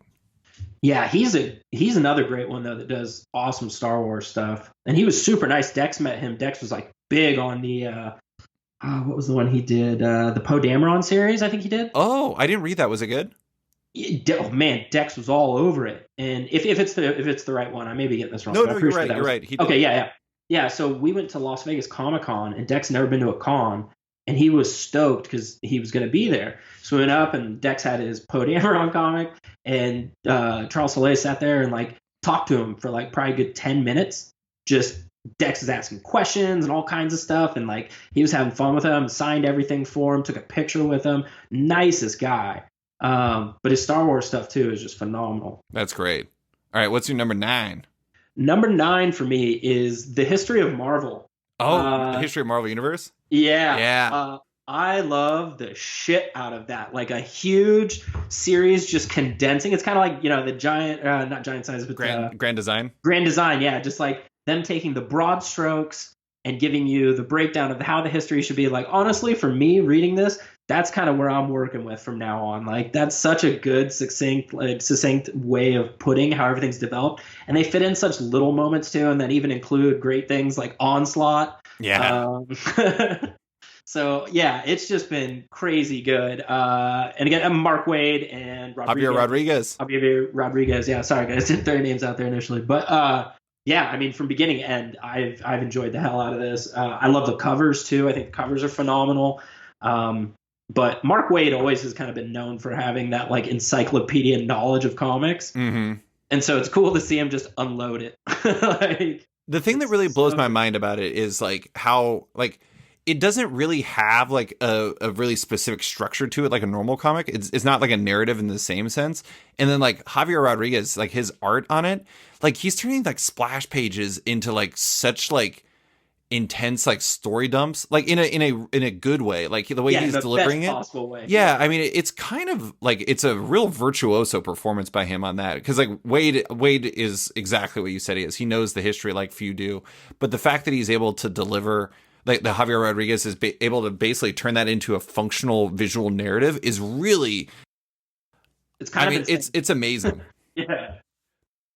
Yeah, no, I'm into that book too. Didn't make my list, but big fan. I mean, Javier Rodriguez, I think that dude is like one of the absolute best comic artists, period. Yeah, I think he needs to be put on some big stuff. Yeah. Number 9 for me is Assassin Nation, which is a book from Kyle Starks and Erica Henderson that I think you would love. It is, okay, so here's the premise, Brandon. I'm going to sell it to you right now. You ready? Sell me. Okay, so there's this mob boss dude who calls himself Chekhov's gun, because if you see him, you know you're gonna die. Anyways, and so he's like, somebody's trying to assassinate him, and so he used to be the number one assassin in the world. And so you know what he does to try to protect himself? What does he do? He hires the 20 best hitmen to try to protect him. And so basically the whole comic is like these figuring out what happens when you bring 20 assassins into the same room to protect one man. And then basically from there, trying to find out who's trying to kill this guy and the story behind all of that. And so basically, I mean, it is like a 80s action movie mixed with like a Korean, like a 90s Korean action movie, like Infernal Affairs or Hard Boiled. And it is just like completely absurd, over the top action. There's a character in it, Brandon. I am not kidding. You ready for his name? Yes, I am. Fuck Tarkington. Fuck Tarkington? Yes. I love it. And he is amazing. He wears overalls and he like doesn't see any use in guns and just beats people up. And it's amazing. And it like one character asked him during the series, like, do you want to go see a Cubs game? And he's like, what is that, like a bear fight? And he's just like this weird country dude who just pummels people. And it's amazing. And I don't know. I love, like, that book is the most enjoyable comic of the year for me. It is the most fun I had reading a comic. And I just love enjoying comics, and that one was just a blast. So it is just a 6-issue series that just gets in there, does its thing, and gets out, and it is so fun. Number 8 for me is Immortal Hulk, which has made my list before. It is probably the most beloved Marvel book right now. Al Ewing, Joe Bennett, Roy Jose, Paul Mounts, etc., etc. It is an incredible comic. It is like a Hulk comic completely unlike any other. It is doing like both like some of the most inventive stuff with a character that's ever existed on like the typical Marvel scale and like the way that they're using him. But then on top of that, there's like this 25th issue, which was basically a look at the end of time for Marvel's history and like seeing what happens when basically the Hulk becomes the world breaker, and he's like this dude who just rolls around and destroys stuff like an absolute monster. And it is such like an astonishing achievement. It is the best Hulk has been since Peter David. And I love Peter David stuff. It is like on par with that. And it is just, I don't know. I don't even know how to, like, I feel like everyone has said so many good things about Immortal Hulk that I don't even know how to like match what they're saying, but it real good. Brandon, Immortal Hulk is great. I'm giving thumbs up. You can't see that, but it is very, very, very good. I can see it. It's so intense. What is your number 8? My number 8 is Young Justice from Mr. Bendis, and initially Patrick Gleason, and then it's gone on to, was it John Timms? I always get it wrong. Yeah, John Timms. John Timms, and even a little Nick Darrington in there. Yeah. I'm a huge Young Justice fan. I'm a huge Superboy fan. And the fact that they brought back like real Superboy, not like whatever the New 52 thing was, that abomination, like they brought back real deal Superboy. I'm all about it. And then on top of it, it's got that original Young Justice vibe. It's just fun. They're like bouncing all over the place. The only thing they need is like that super cool motorcycle. And then it would just be on point. But like they keep bringing in all the cool, like newer characters that are younger. Like they're bringing back, I don't know, it looks like almost maybe Arrowette's coming back. Mm-hmm. They're bringing Naomi in. They're bringing in Aqualad. Like it's just, I don't know, it's a fun book. Bendis is doing a good job with this one, and the art's just been on point. The whole bouncing around the multiverse stuff's been a lot of fun. I love multiversal bouncing. There's a bunch of multiversal stuff on my list this year. I feel like that's very on brand for you, though. Oh man, so on brand. It's just Very, fun and very goofy. good impulse. Very good impulse. Oh, great impulse. Like they've nailed the characters. They really have. I want them to delve more into like the Wonder Girl, Superboy stuff. They've kind of not done a whole lot with that after they initially started with the whole like, not what is it? Gem World. Where he has like a family and stuff. Yeah, he had a family. That was very interesting. It was super intense, and then now it's kind of like, meh. Yeah, we gone. That might be the only complaint I have is like, man, you had like some good serious tension you could build up here, and then you're like, nah, fuck it. I do like that it seems, because I have no idea what Tim Drake was even doing in the DC universe before then, but I like that Tim Drake's getting his spot. I like that Connell's getting his spot, and I like that Bart Allen's getting his spot, because those are three like huge characters for me.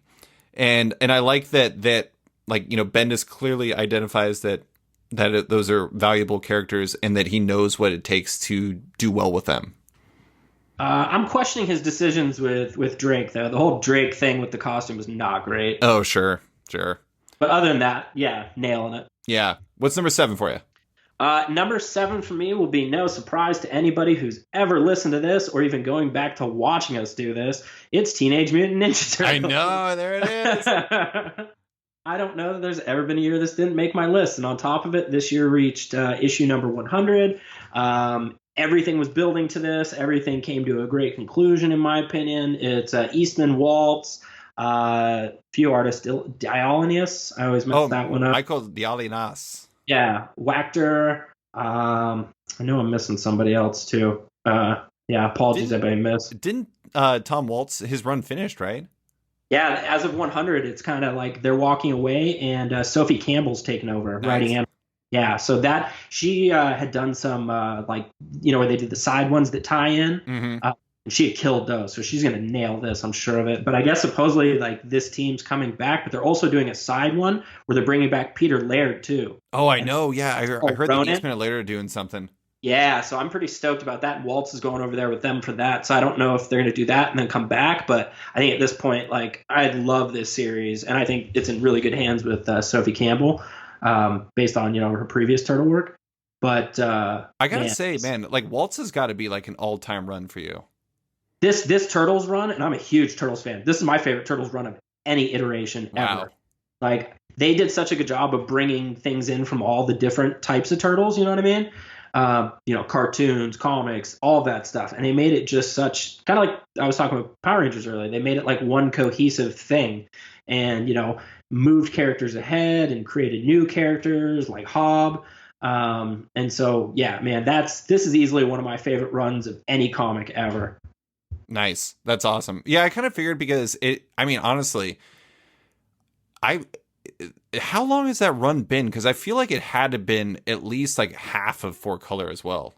That's what I'm saying. Like the people who listen to this and the people that used to watch that, like this has been forever. Yeah, it's been a long time. Yeah, it's amazing. All right. Wait. So am I up? I'm up. You did too. Okay. Yeah, I did Young Justice and Teenage Mutant Ninja. Number 7 for me is something that made my list last year. It's the latest volume of a French graphic novel series called Castle in the Stars. The new volume is called The Knights of Mars, and it's by this guy named Alex Alice. I describe it as basically what if Hayao Miyazaki made a comic book adaptation of a Final Fantasy game, which is basically exactly what I want out of everything. I love it. It's just a bunch of airships and like kids going off and like doing things that are irrationally like way above what they should be doing. It has Alex Alice's art is like unbelievable. It's watercolors, which I already have a natural affinity towards, but just everything about this book is beautiful. The production design, the actual paper quality, everything about it is just like astonishing. The only reason why it's not higher, to be honest, is because it's one volume. It's kind of a slight volume. It maybe isn't as robust as the previous two had been. So it's a really good book, but it maybe packs a little bit less oomph than the other ones. But I mean, it is basically like all of my favorite things in one like ongoing story.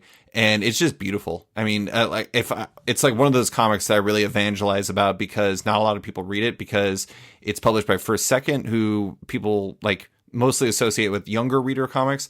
It's a French album being brought over to America, but it is amazing. Like, I think everyone should read it because it's so good. And number 6 is another graphic novel for me. It's Rainbow Roll and Faith Erin Hicks's Pumpkinheads, which is a story that I describe as Can't Hardly Wait set on a pumpkin patch. And it is an absolutely delightful story. Rainbow Roll is currently writing Runaways, which is also really good. Didn't make my list, but big fan of her writing on it. Faith Erin Hicks is my favorite cartoonist. She is amazing. And this story is just basically like this episodic story of these two people who are best friends spending their last day working on a pumpkin patch together after working there for several years together. And it's about him trying to, he's basically trying to find his Jennifer Love Hewitt. There's this girl that he's always loved and he's never met while he worked there. And it's about them trying to find a way for him to tell her how he feels on the last day. And it's like, it really evokes the emotions of that time. It's like in high school, and it's just like kind of like the Giant Days. It's all about big emotions and bad decisions. Because I love food, I'm very excited about the fact that Rainbow Roll invented a food for it, which is a pumpkin bomb, which is basically, if I remember correctly, what happens when you take 2 pieces of pumpkin pie, put it on a stick, put ice cream behind or between it, and then cover it in chocolate, which sounds horrible but amazing. Pretty good to me. Yeah, it sounds really like I just want to eat it. Just be like, I've done pumpkin bomb. Yeah, exactly. Pumpkin bomb. A great name for it. It's a really funny book. It's a really charming book. Those two are just like magic together. Like sometimes you get like a writer and artist together who have very definitive voices and they kind of bristle and they kind of push against each other. These two are so simpatico. It is unbelievable. But I love it. It's just a great book. What do you got for 6? 6 for me is Miles Morales Spider-Man. Nice. By I'm gonna probably Saladin Ahmed. Saladin Ahmed and Javier Garron. Such a fun book. Again, that's kind of a theme for me this year. Like, it's just a fun book. I thought the art was phenomenal. I love Miles as a character. I love that they brought back his uncle, the Prowler, and kind of you get more of that. He's got a new little sister. It's just the development of the character, I think, has been pretty consistent even since Bendis left. And I really honestly enjoy Ahmed's take on the character, like the humor of it, the complications of being a teenage superhero, but still keeping it pretty light. You know what I mean? It's not all like, my life sucks. He still has fun with it. And I think that's kind of Miles's character. He's easier to roll with stuff like that than Peter is. Peter just kind of beats himself up. Right. So I like that they've just kind of kept that consistent tone of the character. And I like that the way they've developed him. I'm a huge fan of this Miles Morales Spider-Man run. I gotta say, I mean, talk about like tough act to follow. Following Bendis on Miles Morales, the creator, yeah, that's real rough. And like, I love it. I mean, I wouldn't ask for Bendis to come back right now. I don't want to see their run get messed up. That's awesome. I mean, I actually, the funny thing is I decided that I was going to pick up on it in Marvel Unlimited, and I still haven't. So maybe this is the push I need to go and check it out, because I haven't heard a whole lot about it, but I actually really like Ahmed's writing, and Javier Garron is really good. And really good. Yeah, I'm going to have to check that out. That's awesome. And they're bringing Ultimate Universe stuff into play, too. Nice. That's great. What do you have for number 5?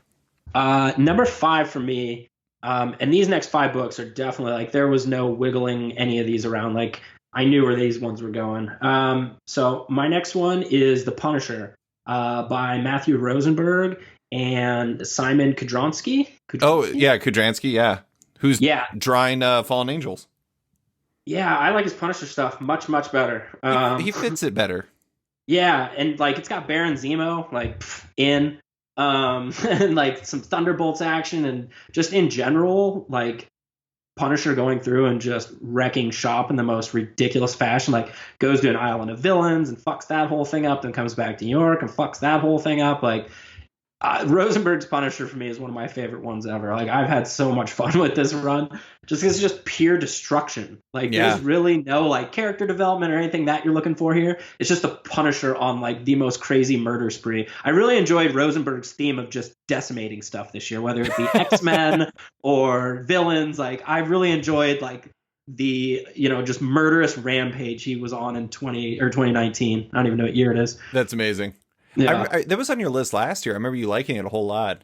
Yeah, it's been like, it's over now, I guess, but that run was a lot of fun. That's one where I bought it like every, like week on like Comixology or whatever. But that's one where I would like just like a comprehensive trade, like a hardback trade of that. Yeah, that would be awesome. Like an omnibus for collecting the run. Yeah, because I think there was only like 13 issues. Oh, okay. Most recent one. Yeah. So just like a hardcover.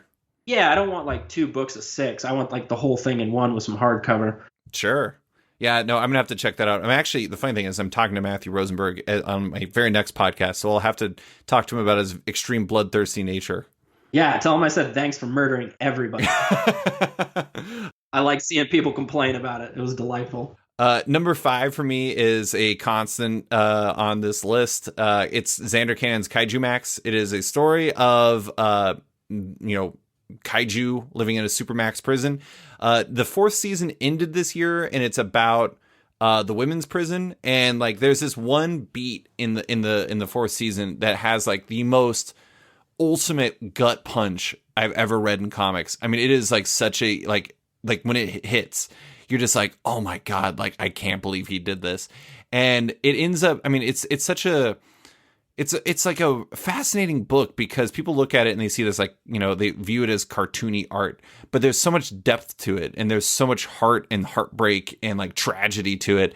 It's like a fascinating book because it's like art seems like it's almost indicative of something completely different than what it is, but it still works perfectly. And then like the newest season that started is about the Kaiju Max Death Row, which they call, I don't think they call, I completely forgot what it was. I think it's the Orange Mile, but basically it's just about like the kaiju that have been judged as like they cannot recover, they can't be entered back into society because they will destroy Tokyo too much.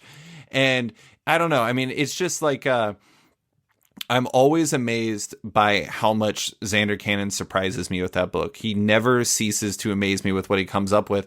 And there's just like so much brilliant character work. And there's this character in it that is a goat that originally it was the devil, or the creature from Devil's Creek, and then it became just a normal goat. And I'm like so invested in its survival. Like I don't even know why, Brandon. It's just like, this goat has got to survive or I'm going to be upset. And it's really fascinating. And now it's just like this normal goat. I'm just like, protect this goat with all of your, like, you can't kill it, Xander. Don't do it. He's definitely going to do it. Yeah. Number 4 for me is a very random one. So I love Lucy Nicely's stuff. She's a graphic novelist, but she did these comics on Instagram and Twitter that were about her cat, Linny. And they were just really amazing comics about like her relationship with her cat, her family's relationship with her cat. And like, she gave the cat like life and like gave it a voice, literally gave it a voice. And this year her cat died. And it's really like the final comic is really what I'm focusing on, which is called More Splendid Than Ever. And it's just like a wonderful look at like the relationship we form with our animals, and like more specifically the relationship she had with Linny.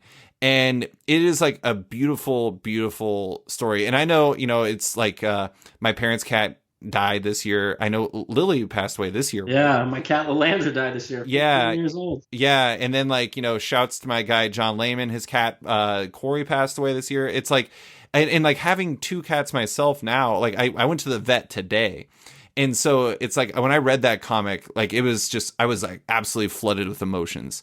And check that out. Yeah. And like, I love Linny's, like the comics that Nicely did with Linny over the years. They were always so funny and so heartwarming and so like just clever. Like, she's such a clever cartoonist. But that one, More Splendid Than Ever, was such a remarkable achievement, even though it's just like 6 slides on Instagram. And like, it finishes with a picture of Linny, like what Linny actually looked like. And it's just like, I don't know. I mean, it's kind of a weird thing to say, Brandon, but it's just like, I hope that I can, it's like, I bet you look at like people who are good parents and you're just like, I hope I can live up to that. I hope I can be that good of a parent. And like, they need to live up to me. Oh yeah. But I have, cats and I want to take care of them and everything. And I was just so impressed by Nicely's relationship with them, and I hope I can like live to the standards that like she delivered for that cat, because it seems like they had just like a wonderful relationship. And I don't know, that comic totally wrecked me. And it's funny that like one Instagram comic is my fourth favorite comic of the year, but it was just so well done. I loved it. What's your number 4? Great about this medium. Yeah, exactly. It can be from anywhere. And that's the cool thing. Like, it doesn't make my list, but Stuart Immonen and Catherine Immonen had a comic on Instagram called Grass of Parnassus this year, which was amazing. And I just love that there's so many different ways you can tell stories now. Mm-hmm. It's amazing. Yeah. What do you got for 4? All right, for 4, I have The Flash, which has been another one that's just kind of been up in my list. Joshua Williamson's run. He's got Howard Porter, Sandoval, Scott Collins. And Porter and Collins are like 2 of my favorite Flash artists ever. Yeah. So them on there with Joshua Williamson, who I think has just been absolutely just destroying this book from beginning to end. And it's still going. And they did year 1 this year, right? Yeah, the year 1 stuff I really enjoyed, the way they brought in the turtle and like future Flash and him not giving a hope up, because of his mom. Like, I guess I don't want to give too much away. I even enjoyed like the fact that this book got tied into this year of villain nonsense that I'm not enjoying. But it's still been interesting and fun what he's done with the Rogues and kind of how they, took on whatever Lex was giving them and what they built out of it and kind of where they've all ended up to this point. And what was done with Flash. Like, it's just fun. It's another one of those books that's just fun. There's definitely some sad, dark elements from time to time, like there should be in any good, like multifaceted book. But consistently, Joshua Williams puts up a fun Flash book. And then again, when you have Scott Collins and Howard Porter, it's hard to go wrong, especially if you've got some great writing on it. I really like Scott Collins' Flash stuff. Oh, so good. Yeah, he's really, really good. I honestly, like, I'm way, way behind on that book, but everything I read from it was really good. And Josh, like, really loves The Flash, and so it makes sense that his stuff is really, it sounds like it's ringing true that he, like, gets the character. Yeah, you can tell. Because, honestly, I'm not a huge Barry Allen fan. Like, I'm not either. He's an asshole. He wrecked the whole universe. Yeah, selfish. Yeah, selfish asshole. I'm more of a Wally guy. But I've really enjoyed Barry in his run, which I think says something to Williamson's ability to kind of, like you said, get to the base of that character and show the love he has for the character, because you can definitely feel it. And so you start to feel it as a reader and you start to enjoy it. Like, it's just, a solid book beginning to end. What do you got for number 3? Number 3 for me is The Amazing Spider-Man. Nice. I have enjoyed the hell out of that run. We're looking at Spencer and Otley and Bocciolo. God, who else? Patrick Ramos, Gleason's been on it lately. Sandoval, Gleason. Yeah, it's like a murder row of like talented artists. Like, they basically told Spencer to raid the cupboards. And then they even gave him Otley, who wasn't even in the cupboard initially. Like, they've just basically said, go to town, my man. And he has gone to town. I like what he's been doing with like his roommate situation. The whole Hunted arc was awesome. The Absolute Carnage stuff, I didn't really read the Absolute Carnage stuff, so that was still contained enough where I didn't feel like I needed to know everything else, which was kind of nice. Because sometimes that is not the case. And so I really enjoyed it. I like what he did with Boomerang. Like, Boomerang has been really good in that book. Yeah, the roommate situation, him and Robertson, like, it's fun. Like, it's awesome. And Captain Boomerang, or not Captain Boomerang, just Boomerang. Yeah. Boomerang just like really trying to be a nice guy, but he's just such a fuck up. Yeah. He is a disaster at being pretty much anything that's useful, but he's always entertaining in being a disaster. He means well. He really does. He's just dumb. Yeah, absolutely. No, that was a fun book. I have to admit, I actually stopped reading it as like it started getting into that 2099 stuff, and there was just too much going on, and I was just like, I might pick it back up. It was a bummer though, because I really love Patrick Gleason's stuff, and Matt Wilson coloring him was probably really amazing. And I don't know, we'll see if I get back on board later, but I don't know. There's a lot going on, Brandon. Yeah, for sure. But Otley Spider-Man, mwah, oh yeah, beautiful. Really, beautiful. Really nice. And the Hunted stuff was pretty good. I was just hoping he would tear somebody's goddamn arm off. A little off-brand for Spider-Man, if I'm being honest. Craven could have done it. Craven totally could have done it. Carnage could have done it. Or one of Craven's like 57 kids. Oh man, yeah. That dude got around. My God. Man, no doubt. Yeah, it was just like, baby making machine is unbelievable. And then had all of his kids fight each other to prove to be the best son. That's a really intense father, if I'm being honest. giving Wilt Chamberlain a run for his money. Seriously. Number 3 for me is a book from one of your dudes. It's written by Jeff Lemire. It's art by Gabriel Hernandez Walta. It's a TKO Studios book called Sentient, and I think you would love it. It is the story. I like, part of me almost doesn't want to reveal what it's really about, but let's just say it's basically about, you know how like sci-fi movies like in space, or like especially the alien movies, are always about how androids are bad and like AIs are bad, and like they are. Actually, like Terminator, it's just like AI is bad.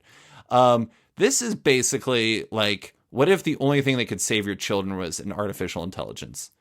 And like as they get into like a long distance interstellar travel situation. So it's like, it takes place in the future after the Earth is, you know, really dying, and they're trying to repopulate on, like, have other colonies on other planets and stuff. And it's about like these people trying to get from point A to point B. Something goes awry, and what happens when like that AI has to raise them.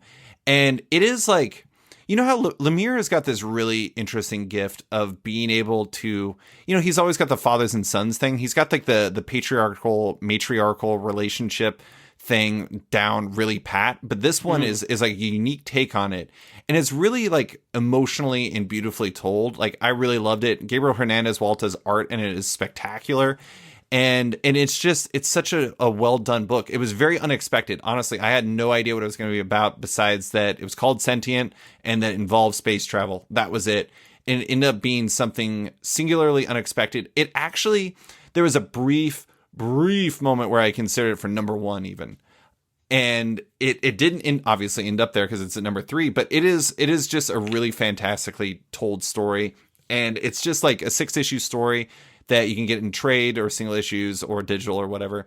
Honestly, Brandon, I would suggest TKO, all the first issues are on their site for free. I would read that first issue and just check it out and see if it's up your alley, because I think you'd really like it. Well, if it's Lemire, I'm all about it. Yeah, it's really good. Number 2 for me is a second graphic novel, a second book from Mariko Tamaki on this list, and artist Rosemary Valero O'Connell. It's called Laura Dean Keeps Breaking Up With Me. It's about this girl named Freddie who basically, her girlfriend Laura Dean is just horrible and is ruining her life, but she can't recognize that. And as somebody who has been trapped in like pain vortexes of relationships, like that whole story was, it's another one of those, that's a common theme for me this year, is like stories that I really see myself in. And like Wait, do you need to talk about something? What? No. No. I don't even know what you're talking about. No, I'm just saying, like, I've had bad relationships in the past, and feeling like you're trapped in them or something like that. And like reading about that in that story, I was just like, I don't know. I mean, it was just like a remarkably well done story. And then beyond that, Rosemary Valero O'Connell, her art is unbelievable. Like that, she is absolutely one of my favorite artists. It was the first thing I'd ever actually read from her, and I immediately backed her like Kickstarter that she had going on for another book. I just think that she brings worlds to life in a way that few can. Like every detail in these worlds and everything that she does in it is spectacular. It's just really well done. And also, while she's not quite on the level of the goat character in Kaiju Max, there's a character in it named Doodle who I like fiercely am protective of. I don't know why. I was reading it and I was just like, if you don't stop mistreating Doodle, I will jump into this comic and cut all of you. And like, I just got like really like, and like, I think that speaks to Tamaki and Valero O'Connell's like abilities as storytellers, is that I was so invested in it that I was like protective of a character I just met in this comic book. I don't know. I mean, it's really well done. It was it's earned a lot of acclaim, deservedly so. And yeah, I love it. What is your number 2? My number 2 is Batman. King, Janin, Mann, Paquette, March, Foons, Daniel, Romita Jr. I know I'm missing some people. Another one of those books that's just like murder row of awesome artists. I really enjoyed it. Like City of Bane, I think the build up to that was awesome. City of Bane has been paying off. I'm kind of sad that King's leaving. I'm interested to read like Batman, Catwoman, or whatever that book's called. Yep. Catbat. Yeah, I mean, this is another one of those runs that I thought was epic. Like picking up after Snyder, that's a hard run to follow in my opinion, and I think it's been pretty goddamn solid itself. Like, these are two of my favorite runs on Batman, and they were back to back, which is pretty awesome. But yeah, no, it's crazy. And then they were putting out issue after issue too on top of that, like, you know, nonstop doubles, and King's just been doing them all for the most part. A little help from, I think, Tinian was in there too, who's now taking over Batman. And Josh Williamson did a little bit too, because like not just because the button, but I think he stepped in for like a hot minute. You're right. Yeah. Yep. But, you know, the thing is, I find it really fascinating. So, like, it's been a very polarizing run. But, I mean, honestly, like, as far as people I know that are particular about Batman, like, that's you. Like, you love Batman. You want good Batman. You want it to be Batman. And it sounds like it works for you really well. I mean, I think that it's really fascinating. Like, I don't understand exactly what's polarizing about the book for other people, but I'm heartened to hear that it works for you. Yeah, I enjoy it. I don't know other people's. I don't follow that much about Batman. I didn't know there was a polarizing view of it. Is it like the Batman Catwoman stuff or what? I don't know. I think people are honestly just mad about them not getting married. But I mean, at the same time, like, were they really going to get married? I don't know. No. Yeah, I thought that was pretty goddamn funny, that whole bait and switch. They built that up so hard, and then it was like, gotcha, suckers. I love that shit. Yeah. Have you seen that Phantasm is going to be in Batman Catwoman? Oh, I sure have, which only made me want it more. I know. As soon as I saw that, I was like, oh my God, Brandon's going to pass out. It's just like, I saw that cover and instantly went for the tissue and lotion. Would you say that you're more of an animated series guy or a 66 guy? Oh, that's hard. That's like asking me to pick between my son and my daughter. Like, that's difficult. That's really, really hard. Because that's just too, like, Batman 66 is what I thought Batman was. It was like a foundational thing. Yeah, I lived in Germany in the 80s, and like my parents had tapes of that, and so I thought that 60s Batman was what was actually happening, and I didn't realize the difference until I went and saw Batman 89, and my whole mind blew. So it's just two different periods, but like, oh yeah, animated series is incredible, but like, yeah, I can't choose. I literally can't do it. Okay, I figured I would try to challenge you, but that is a really tough pick. But that's so difficult. I can feel my brain melting. All right, well, let's finish with the moment that everyone knew was coming. Brandon and I's mutual number one. I have House of X. What do you have? Oh, wow. It's crazy. I have Powers of 10. Whoa, that's crazy. We both have those books. Two stories that are one. Jonathan Hickman, Pepe Larraz, R.B. Silva, Marte Gracia, Tom Muller, Clayton Cowles. Brandon, did you like House of X and Powers of 10? It was okay-ish. It was okay-ish. No, it was awesome. It was paid awesome. the bills. Yeah. I mean, okay, so we talked about midway through. How did you feel it finished? Did you enjoy the finish? I mean, we actually didn't talk after Gold Balls became part of a group that like powered like resurrection for them. I mean, did that blow your mind? Yeah, that whole book was crazy. Like, and some of it we did call. We actually were on the nose of some of it, but some of it like we were off. And I'm still interested to see like where some of this plays off. I still think there's a built-in like safety net to undo all this and have Moira do that final life that she earns. Well, the safety net is Moira dying. It just resets everything. Yeah, but it would be the last one, and then she'd get one more life, and then you could like, so if they want to do away with all this like being able to like bring everybody back to life business, like they could undo it all before the next team comes in, which I actually appreciate. I'm not complaining about that. I appreciate that, but it's interesting. Like like the whole idea that these guys can be resurrected. Like you talked about this earlier in the show. Like that's such a trope of the X-Men is dying, and now they've taken that away entirely. Yeah. Well, except for one particular person. I don't want to get too spoilery. Right. But like, yeah, like that's an interesting thing to do. So like, while you still are bringing in some of the older elements, you're also taking out a huge thing that's like used way too much, honestly, with the X-Men. So it's nice to see it removed. It's like, okay, what kind of stories can you tell without killing somebody? Yeah.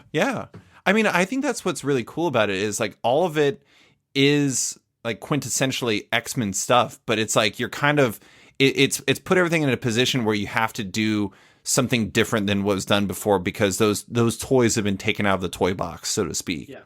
And I loved how it finished. Like after we talked, like I really liked what they did with the other timelines. I really liked like the whole post-human thing and like the idea that they always lose, but they're gonna keep fighting anyways. I mean, besides death, like what is more quintessentially X-Men than like fighting the good fight, even though you know it's probably a fight you're gonna lose. Yeah, just failing. Exactly. I mean, I know that's kind of like a dark take, but at the same time, that's I think part of the reason what makes the X-Men special is the fact that they just always are trying to do the best for their people. And I think it's really awesome. And it was a really hopeful book, even though it has that really dark take. But yeah, I mean, I guess like what's your take overall? What did you love the most about it? What were the things that you dug the most about it? Oh man, honestly, I just liked that it upended everything else that was coming before it. Other than obviously Uncanny X-Men, which was on my list. But like, I don't even know how many years. Like, again, going back to Uncanny X-Force and Wolverine and the X-Men and stuff like that. It's kind of been same old, you know what I mean? Yeah. So to have them shake it up and do something different and have it actually be on point different was phenomenal. So, I mean, honestly, that's my biggest takeaway. It's not even the moments of the book. It's just the overall change and everything. And the way they've carried over, the charts and the little info pages and stuff like that. I think we talked about this where I think you had asked me, like, do you think every book needs that? And I don't think every book does, but right now I think every X-Men book should. Yeah. I like how like they all fit together. They always have that little timeline in the back of the book that kind of tells you the reading order, which is pretty obvious, like 2, 2, 2. Right. But like it's still cool because it fits the overall development and design of the book. And I don't know the last time the X-Men felt this cohesive. Yes. I was just gonna say, like the nice thing about the reading order too is like there's implied cohesion, but there is actual cohesion as well. Yeah. And it's been really amazing because maybe House of X and Powers of 10 wouldn't be the perfect books for somebody to jump on for the X-Men. But the thing about it is it gives everybody a level playing field. Like that's what it did, is it reset the status quo with something new, something different, and something that everyone could understand just by reading these 12 comics. Like I either compared it on the podcast with you or compared it with him. I actually think it was with him, with Jonathan Hickman. And with him, who's him? Are you cheating on me? Jonathan Hickman. And so I mentioned how it kind of reminded me of Age of Apocalypse Alpha. Do you remember where it gives you everything you need to understand what's coming in Age of Apocalypse in one issue? This was the same thing, but over 12 issues. And it reset everything we knew about Moira. It reset everything we knew about how life and death worked for these characters. It reset everything we knew about like the way that their world worked. It just gave us so many new variation, like Krakoa, an idea that is fundamentally baked into the modern, like the post original run of X-Men characters. I mean, it's the literal first thing that got the modern X-Men together. That has been fundamentally changed. Like there's all these different characters that have been worked in. And also like, man, I loved how he used Mr. Sinister. I loved how he used Emma Frost. I loved how he used like all these different characters.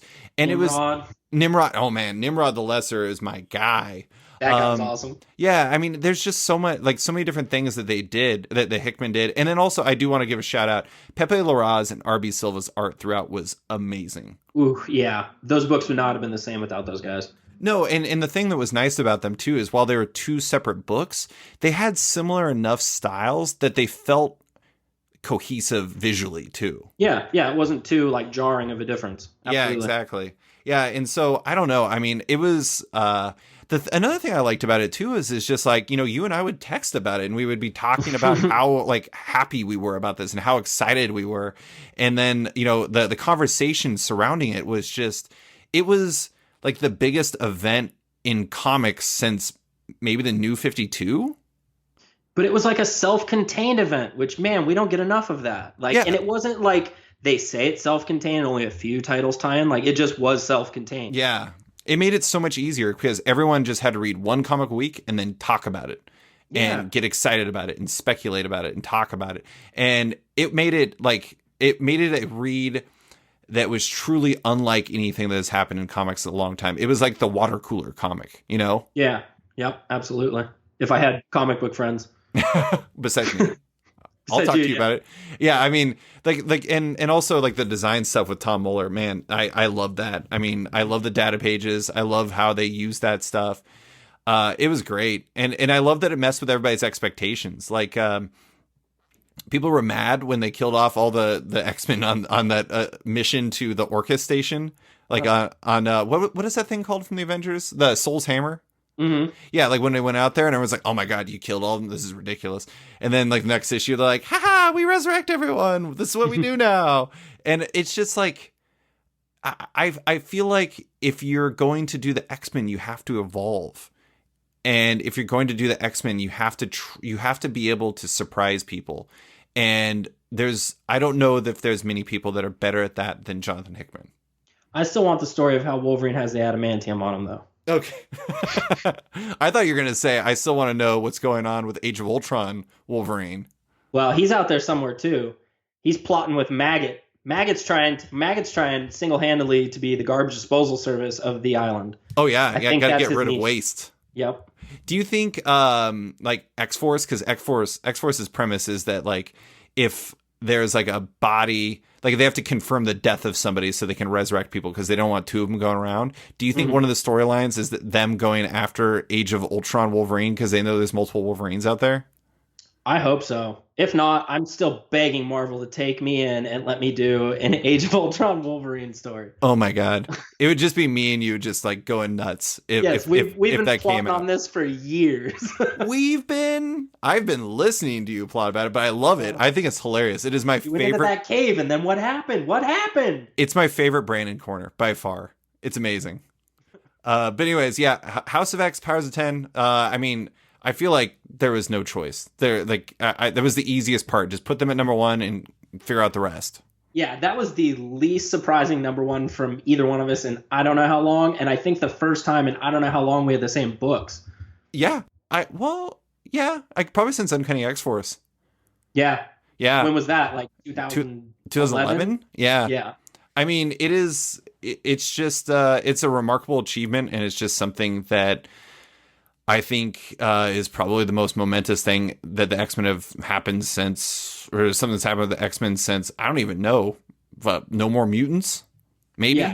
Yeah, for sure. It's the first time that the Marvel hype train actually was correct, too, where they were like, this is the biggest X-Men event. And then they had all the different X-Men events that were like really big and game-changing. Yeah. And it was like, ooh, you guys better put up or shut up on this one. They put up. Yeah. I mean, if you're going to put yourself up against giant-size X-Men, and I'm trying to remember what else was on there. Like the first issue Lee of X-Men. Claremont X-Men. The Lee Claremont. Yeah. I mean, like if you're going to Age of Apocalypse. Yeah. If you put yourself up against that, you got to live up to it. And they did. They did.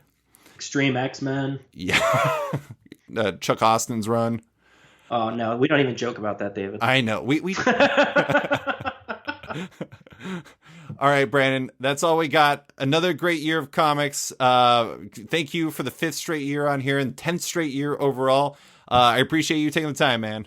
Yeah, thanks for having me.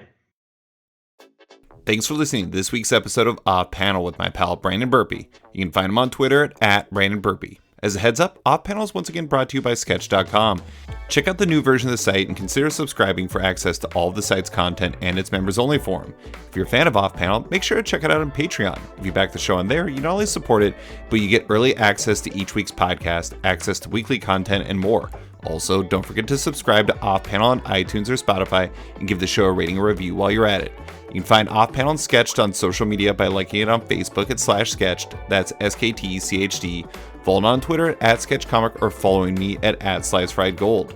Big thanks to all my existing patrons, including Chris Pacciolo, Torin Grunbeck, Fuzz Bubbles, Christopher Ta, Transmitter Down, Harry Sayer, Waltz Comics and Books, Carl Mizell, Danny Ollie, Paul Slates, Litwin Studios, Akil Wilson, Nathan House, Alex Dimitriopoulos, Terry Dodson, Troy Jeffrey Allen, Leona Kangas, Keegan Ray, Milton Lawson, Wesley Giff, Sean Kirkham, Harry Small, Alistair Ross, Julio Anta, Brett A. Schmidt, Jason Goodmanson, Paul Ryanwan, Connor Farner, Vita Ayala, Aditya Bidikar, Tara Ferguson, Dave Slusher, WMQ Comics, Akil, Kokachi, Phil White, Ben Becker, Sean Pinello, Kent Heidelman, Philip Seavey, Al Ewing, Ryan Alcock, Nick Michelin, David Kelly, Rob Wilson IV, Nick Polito, Owen McCready, Brendan Fletcher, Gary Maloney, Jonathan Nilsson, Matthew Groom, Jason Massey, Adam Bogert, Xavier Files, Matthew Taylor, Tyler Turner, Nick Patera, Jacob Sorelli, Ford Gilmore, David Braldy, Ira James Udaskin, Modern Magic Stories, Nick Hall, Bjorn Basin, John Hendricks, Steve Anderson, Ian Maxfield, Cliff Chang, Benjamin Shipper, Colin McMahon, Chris Palmer, Scott McGovern, Nathan Fairbairn, Cap McKenzie, Greg Rucka, Adam Highfield, Fiona Staples, Chris O'Halloran, Mark Abbott, Mike Murphy, Michael Shirley, Tom Barnett, Jim Demonacos, Norbert Nicklow, James Kaplan, and Mission Comics and Art in San Francisco. You guys are all the best.